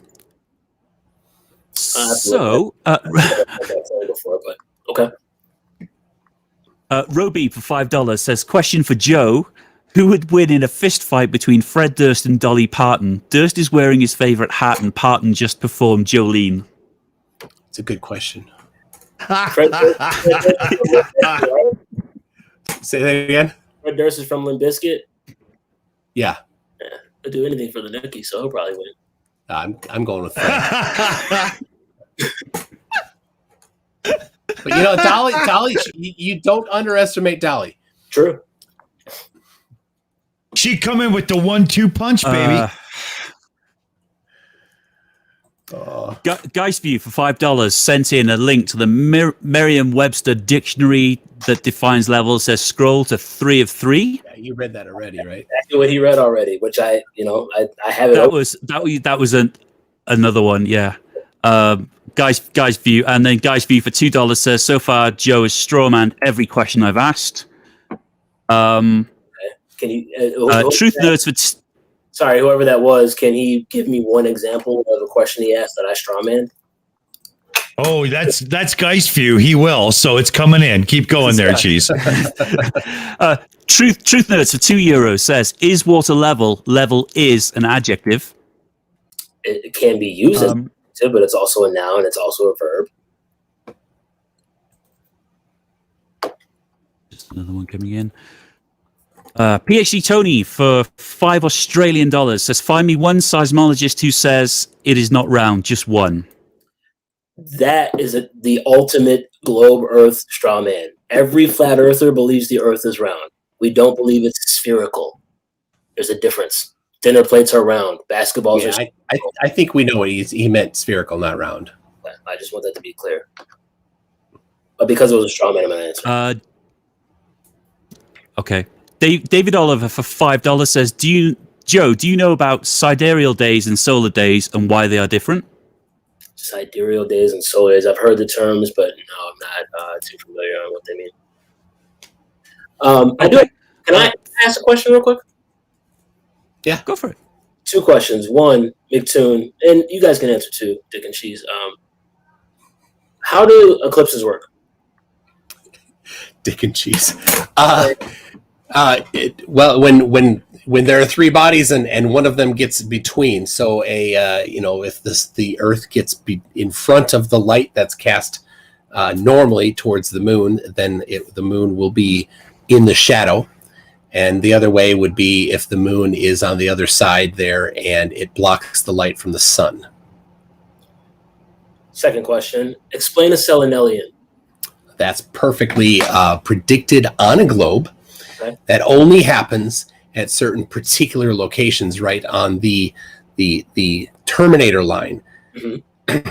And it is completely predicted. So you see one direction, you see the eclipse of the moon being eclipsed. On the other direction, you see the sun. It's predicted, no problem with it. Yeah. But your definition of an eclipse was the Earth being in the way of the moon and the sun. So yes. But you're on the side of the Earth. You're not on the side. You're not the closest part of the Earth facing the moon, right? It's right on the edge of day/night, right? You're on the terminator line, so you're on the edge of it. It's predicted. It's absolutely necessary to see on the globe. If we didn't see it, there would be a problem. If you saw an eclipse where the Earth wasn't causing the eclipse, that's supposed to happen on your model? The Earth is causing the eclipse in our model. The Earth causing the eclipse if it's not in the way of the moon and the sun. The Earth is in the way of the moon and the sun. There's no problem with it. It's basic geometry. And you can see them both overhead, but the Earth is still in the way. Neither of them are overhead. Both of them are right on the edge of the horizon, and they're opposite sides of each other. Several observations of the sun and the moon overhead, very close to each other, actually. During a lunar eclipse. Yeah, it's called the Selenelian. It's even called the impossible eclipse by your model. It's never on the horizon. But go ahead, send where it's in the middle of the sky and not on the not near the horizon. I'd love to see that. Near the horizon doesn't matter. It's over the horizon, which means the Earth is. No, you said near each other. They're not near each other. They're on opposite sides of the sky, very close to the horizon. Their apparent location, because we don't actually know where they are. We do actually know where they are. We know that the apparent that refraction modifies it, but we know that how much it modifies it, and it just introduces a margin of error. That's all it does. Measurements all have a margin of error. Every measurement does. All of the globe measurements have a margin for error. All measurements have a margin of error. Every measurement. Okay. There is no measurement without a margin of error. So the Selenelian final answer can be caused, a lunar eclipse, which is usually lunar eclipse, can be caused by the Earth blocking the sun's light and the Earth's shadow then being cast on the moon. But also it can be caused from the Earth not being in between the sun and the moon. That's an absolute straw man. The sun or the Earth is absolutely blocking the light to the moon. I can draw a simple picture here. You don't have to draw it because we have observation of it. The back and forth you guys do, man. You guys don't step. It's good. It's clean. I'm really liking this. So there it is. Real crude. Okay. You only see it on the edge, the terminator here or the terminator down here. That's the only place you see the Selenelian eclipse. You don't see it here because that's the part facing the moon. You don't see the sun. That's the model. Sure. And so seeing it doesn't debunk the model. Seeing it, in fact, is predicted by the model. Can you keep the drawing up? Sure. Is the moon overhead in your drawing or beneath the observer? For this observer here, the moon is on the horizon, right on the edge of the horizon. You hardly see it for any time at all. In the examples of the Selenelian, and I'm actually going to look for this while we're talking about it, the moon and the sun are both above the observer. Show me that. Okay, we'll do. Continue. Get your explanation on that because something that I've never or rarely heard asked to a globe earther, and I find it fascinating. So I just want to hear that. Thank you. Okay, I'm going to rattle off some of these that aren't really questions, they're more just statements or observations. PhD Tony for $5 says the words computer, English, car, plane, satellite, oxygen, and half-wit are not in the Bible either, but they still exist. King Crew for $5 says, Joe, we may not see eye to eye on anything, but you're a pretty cool man. Cheers for being on. Thanks, bro. Ken Baldwin 86 for $5 says, I'm just here for MCToon. That's hurtful. What? Oh my gosh. Connell X Silverfur for $5 says, that which can be asserted without evidence can be likewise dismissed. Hitchens Razor. As there is no evidence of flat Earth, it can be dismissed. Occam's razor. Two competing ideas is typically the right one, and flat Earth is way more simple than globe Earth. Okay, I'm gonna keep rattling through these because I am excited beyond just one page of super chats. Rob Montgomery for $5 says, "I hope Joe learns from his experience and takes time to learn physics and geometry, so he won't sound so foolish in the future." That seems somewhat harsh. Yeah, it's all right. LB Things and More. $2. Joe, will you rewatch this and compare claims? Would I rewatch this? I'm going to rewatch it regardless because we want to get better. But Awesome. Certainly, I'll rewatch it. And I don't know. If you guys can't tell from now, like, if I'm wrong, if I stepped out of line, if I said something that isn't correct, I'll be the first to admit it. I'm cool with that. Oh, dude. I would vouch for you anytime to step into a debate and be a proper player. Absolutely. 100. That's love. Thank you, bro. Okay, LB Things, Stuff and More, $2. What does ballistic mean, Joe, versus what does ballistic mean, Joe, versus what a heli does? Versus what a what does? A helicopter. Helicopter. Oh, I couldn't really explain that. The definition of ballistics is relating to projectiles or their flight. So obviously, if a helicopter is not projecting, it wouldn't be ballistic. Am I correct in saying that?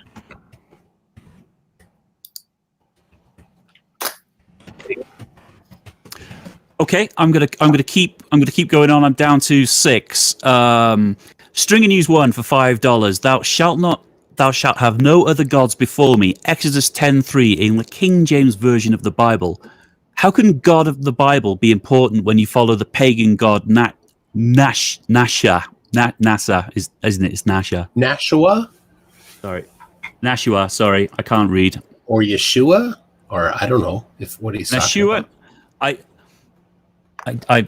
I'm not sure. I don't get it.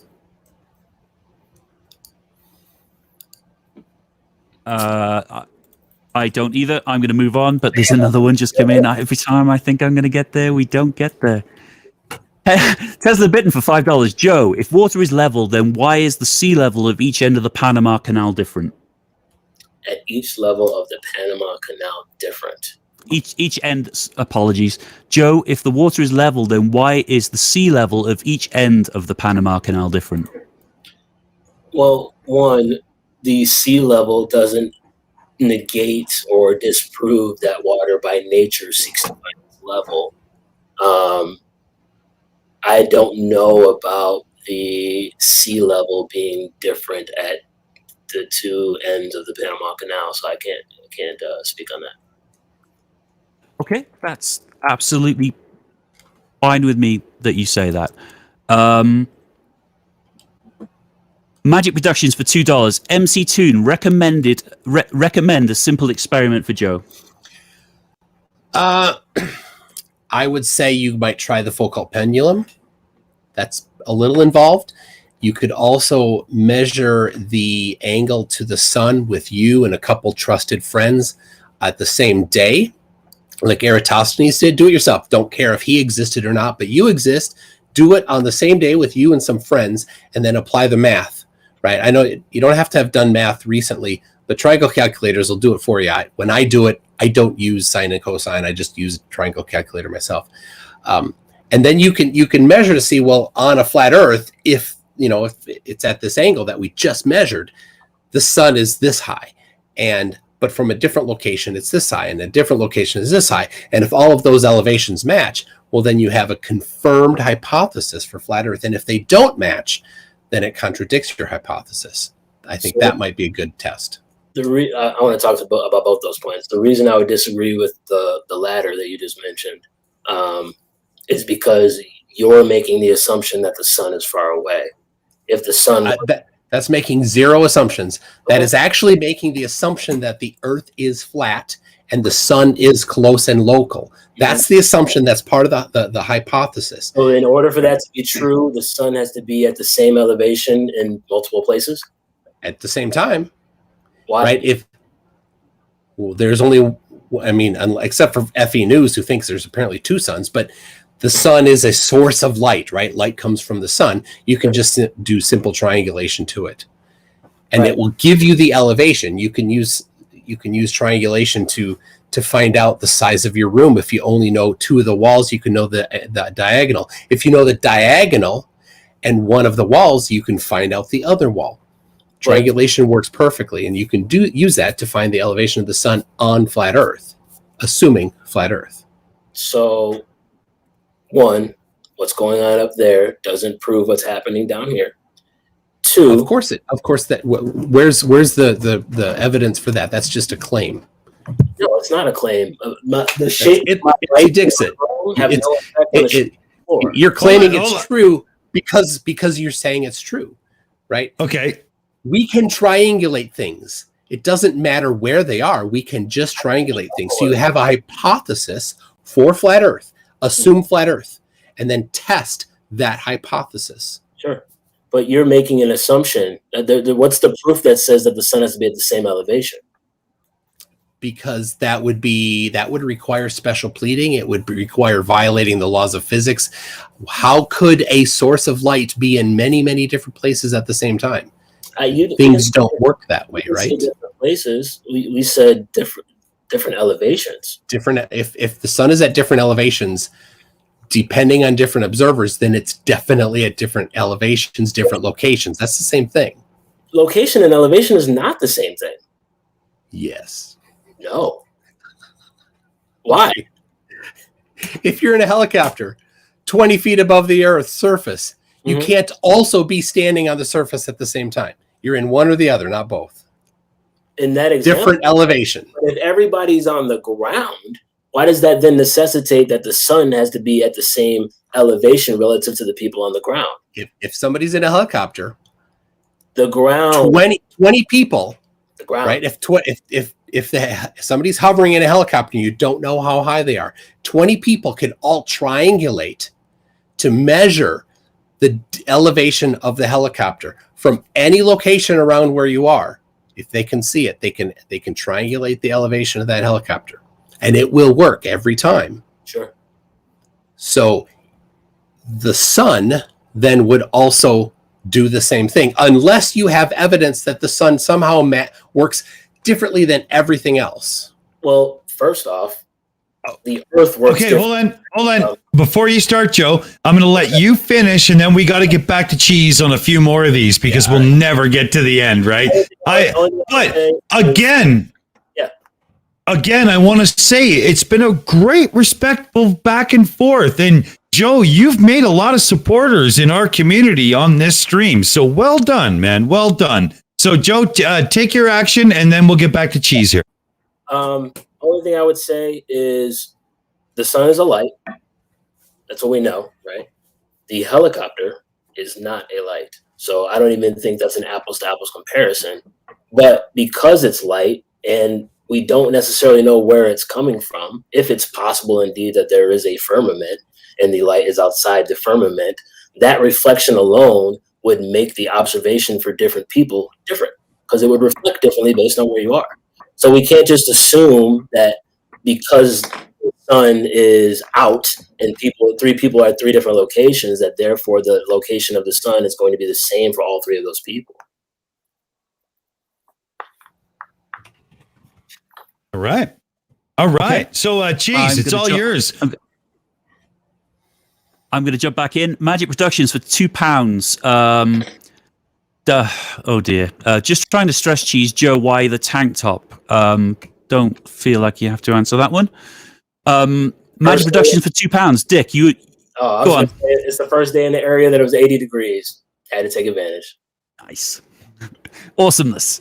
Magic Productions for £2 again for Dick. You would make a great fight announcer. Okay, can I do it? Can I do Hammer. it? Oh, let's get ready to rumble! We were going to do it in the beginning, but it was too cheesy, right? Sorry. Go ahead, Cheese. Fohammer 335 for $2 says Dick Dawson's dick cheese is greater than MCToon.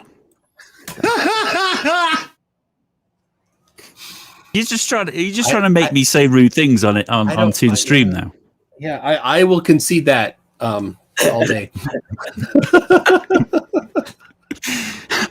If any rude ones coming from this point, I'm not going to read them out. David, $3.99. Simple minds agree. Flat Earth is simpler. King Crew for $2. I'm only here for Dawson. That's hurtful. David for $3.99. Simple minds also urge, don't you forget about me. And if everyone could put their hand up in the air like the end of the Breakfast Club, that's so every time I hear that now, I just think Breakfast Club. PhD Tony for $5 says the arrogant and completely ignorant dismissal of entire fields of science speaks incredibly highly of you, Joe. Great work.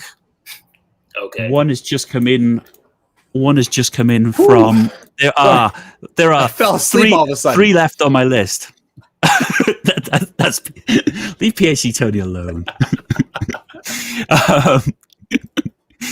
LB Things and Stuff and More, $2 for Joe, pineapple and ham pizza, yes or no? Ooh. Oh. What? Oh. No. Don't do that. No. Crisp or chip? Done. Excellent. Crisp or chip? Crisp or like the crust? No. Potato chips or potato crisps? Oh, I can't even respect a potato crisp. There you go. Yes. Thank you. We finally agreed, dude. There you go. I'm not gonna drop this mic, but I'll find one that I can drop. Like that. Down to the last 2. Mouth breather for $5. Joe, can you explain what a Carnot engine is, or maybe Maxwell's Demon? Please stop using gas pressure next to a vacuum if you've never heard of these. Well, to my knowledge, and I could be wrong, but the existence of gas pressure has to do with, well, the argument against it has to do with entropy. And I could be wrong in saying that, but if it's true that high pressure moves towards low pressure, and the only way to stop that is a physical solid container, then it's because it's not. Yeah. Begging the question, so to speak, as to how do you have the atmosphere next to the vacuum of space without a solid container? Now, if you can demonstrate the pressure without a solid container, show me. Yeah. We can show you measurements of at higher elevation there's lower pressure, but in fact in here we have the water, higher pressure here, lower pressure here where there's no water, and something is containing the water, preventing it from escaping up. The glass. Up. What is containing the water, stopping it from going up? The pressure exists to begin with because of no. But what is stopping it from going up? I don't know. Okay, that's fine. The downward accelerating, whatever downward accelerating force is the answer. Without containment, because that's what the universe is.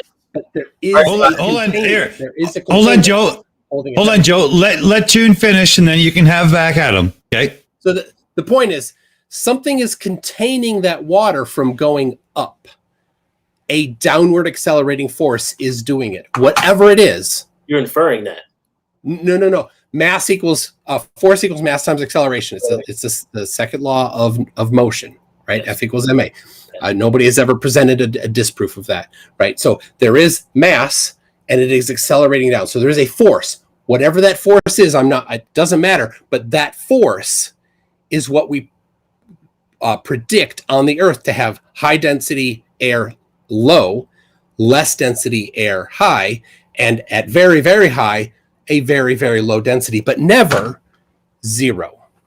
So the entire universe is a pressurized system. It's never not pressurized. What is outer space? 10 to the negative 17 torr? I don't even know what that means, but that's what the pressure in space is. Is that correct? That's intergalactic space is what they have calculated. That's not been measured, but that's the prediction. Yeah. Yeah. So in your example, you're using a solid container. So you can move the goalpost and talk about why it's happening. That's not the argument. The argument is you have to have a solid container. No, because what is the solid container between ground level here and the top of a mountain? Where's the container, the physical container that contains that pressure down here and the relative vacuum that's at the top of the mountain? There is no. Okay, vacuum. hold on, guys. Joe, before you go, you get your response to this as much as you need, but then we're going back to Cheese because they're building up again, and there is no end in sight. So it's Joe's floor. All right.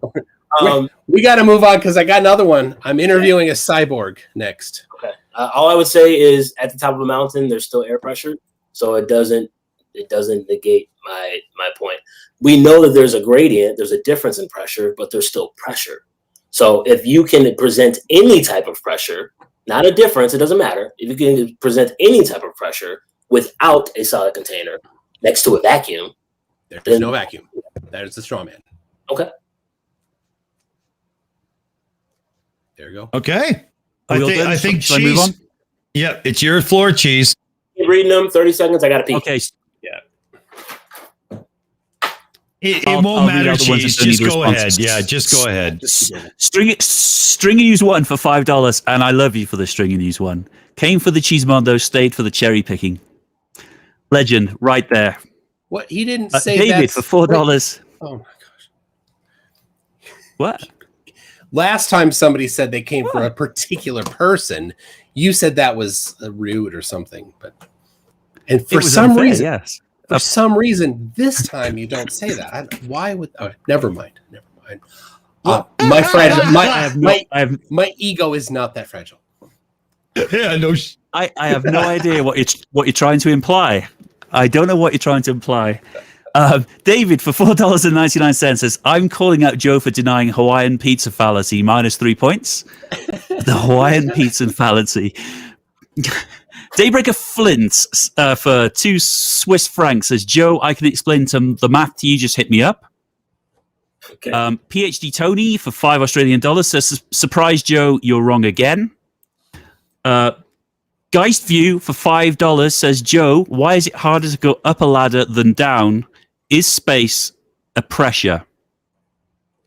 Oh, I do have one to reiterate from Geist View to Joe when he gets back, but I have to wait. Okay, there he is. So I get last comment. Okay, Cheese, go ahead.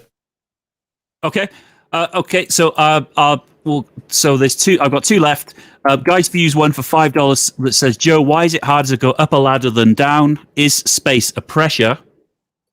Why is it harder to go up a ladder than down? Well, these aren't. These are more toss away questions at this point. Cheese is just trying to get rid of the last few, right? Because we're getting some reiteration here. And honestly, like we've all heard this argument. We flat earthers think that the reason it's harder to go up or down on a ladder is because you're moving against the air.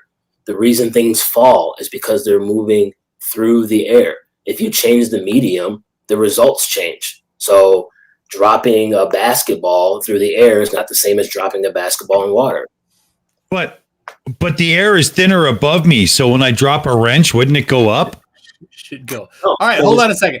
All right, we got to drop that one. Alyssum, Joe, Alyssum is a pilot. He has an offer for you once this nasty virus goes away to go down to Australia, and he will teach you how to fly and navigate. You can just get to Australia. I got a buddy who's in the Air Force that can do that here. So, all right, he's a closet flat earther too.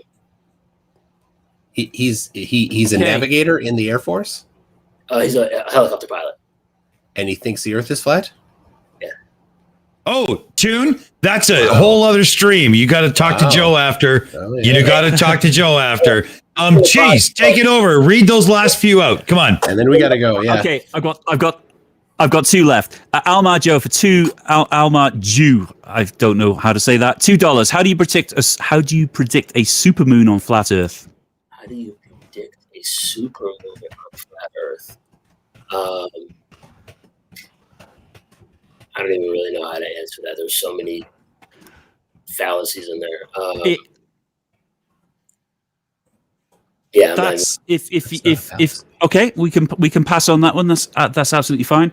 And then Stringer News 1, the last one in, $5 says, if MC Escher asks you to go to his walk-up apartment, beware. I don't know what that means. Yeah, I do. That means Stringer is a really, really snarky SOB, and I like his style. And that, everyone, is the end of the super chats and the end of the questions. I just want to say a big thank you to everyone on both channels for being incredibly generous and throwing in super chats, questions, and everything. Back to you, Dick. All right. So, ladies and gentlemen, let's turn to the participants of the debate tonight for their thoughts, not on the arguments, but on how the debate went and how they feel wrapping up the show. I'm going to turn to Joe. It's your floor. Honestly, this is probably one of the best moderated debates that I've seen. Just your guys' ability to stay on task. No offense to you, MCToon, but the reason I didn't want to do this on your channel is because I couldn't give you that power. So being able to kind of delegate and just kind of let us do our thing and let other people kind of keep us in check, I think is really helpful. The way the channel looks is dope. I think the outline or the kind of the layout is just crazy cool. So awesome there. I knew the scoreboard was going to be what it was going to be because, I didn't tell anybody about the debate. I came in here by myself on purpose. So Joe, it is Joe, on that side, how about the next time we have you over for a debate, we simulcast on your channel? Deal. Done. All right. Done. Excellent. MCToon, thoughts and wrap-ups, my friend. Well, it's been great. Thank you, Joe. Certainly, as other people have said, a step up from some of the other ones that I've had. I do try to avoid dumpster fires and stuff like that. I mostly do. But you definitely brought a higher level of interchange here and discourse to it. So I almost mixed those two words together, which was not intentional. Anyway, thanks a lot. Thanks to everybody that super chatted and channel members and patrons. There is another stream coming up after this. I will be producing this one instead of the EiE Network. It is I'm interviewing a cyborg. Yes, a friend of ours. Slim Living Cyborg. He's a great guy. He does a lot with the EiE Network. We participate in his stuff quite a bit. He's a really cool cat. Cheesemondo, thoughts and wrap-ups. What do you think? We damn near pulled that off, didn't we? I think it's been really good. I think both of the guys have listened to each other, given each other time to talk. The audience have been absolutely superb. This has been a lot of fun. I think we've got a few things that we need to figure out to make it better next time. But I've enjoyed this, and I just want to say thank you to both people for debating, and thank you to everyone who's watching. Right on. All right, Dick, are you gonna bring us out, Dick? Oh yeah, sorry, I hit the damn wrong button. So on this point, I want to carry us out. I want to have a big thanks to Joe. Joe, you have been one of the best of your side of the debate on a debate.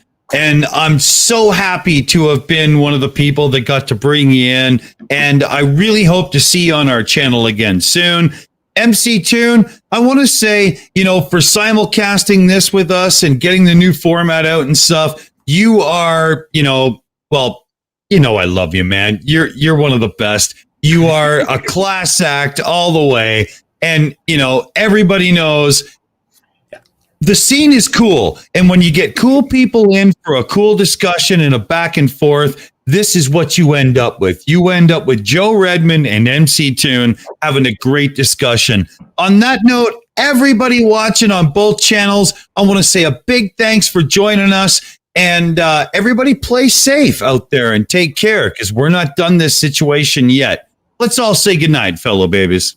Good night. Bye.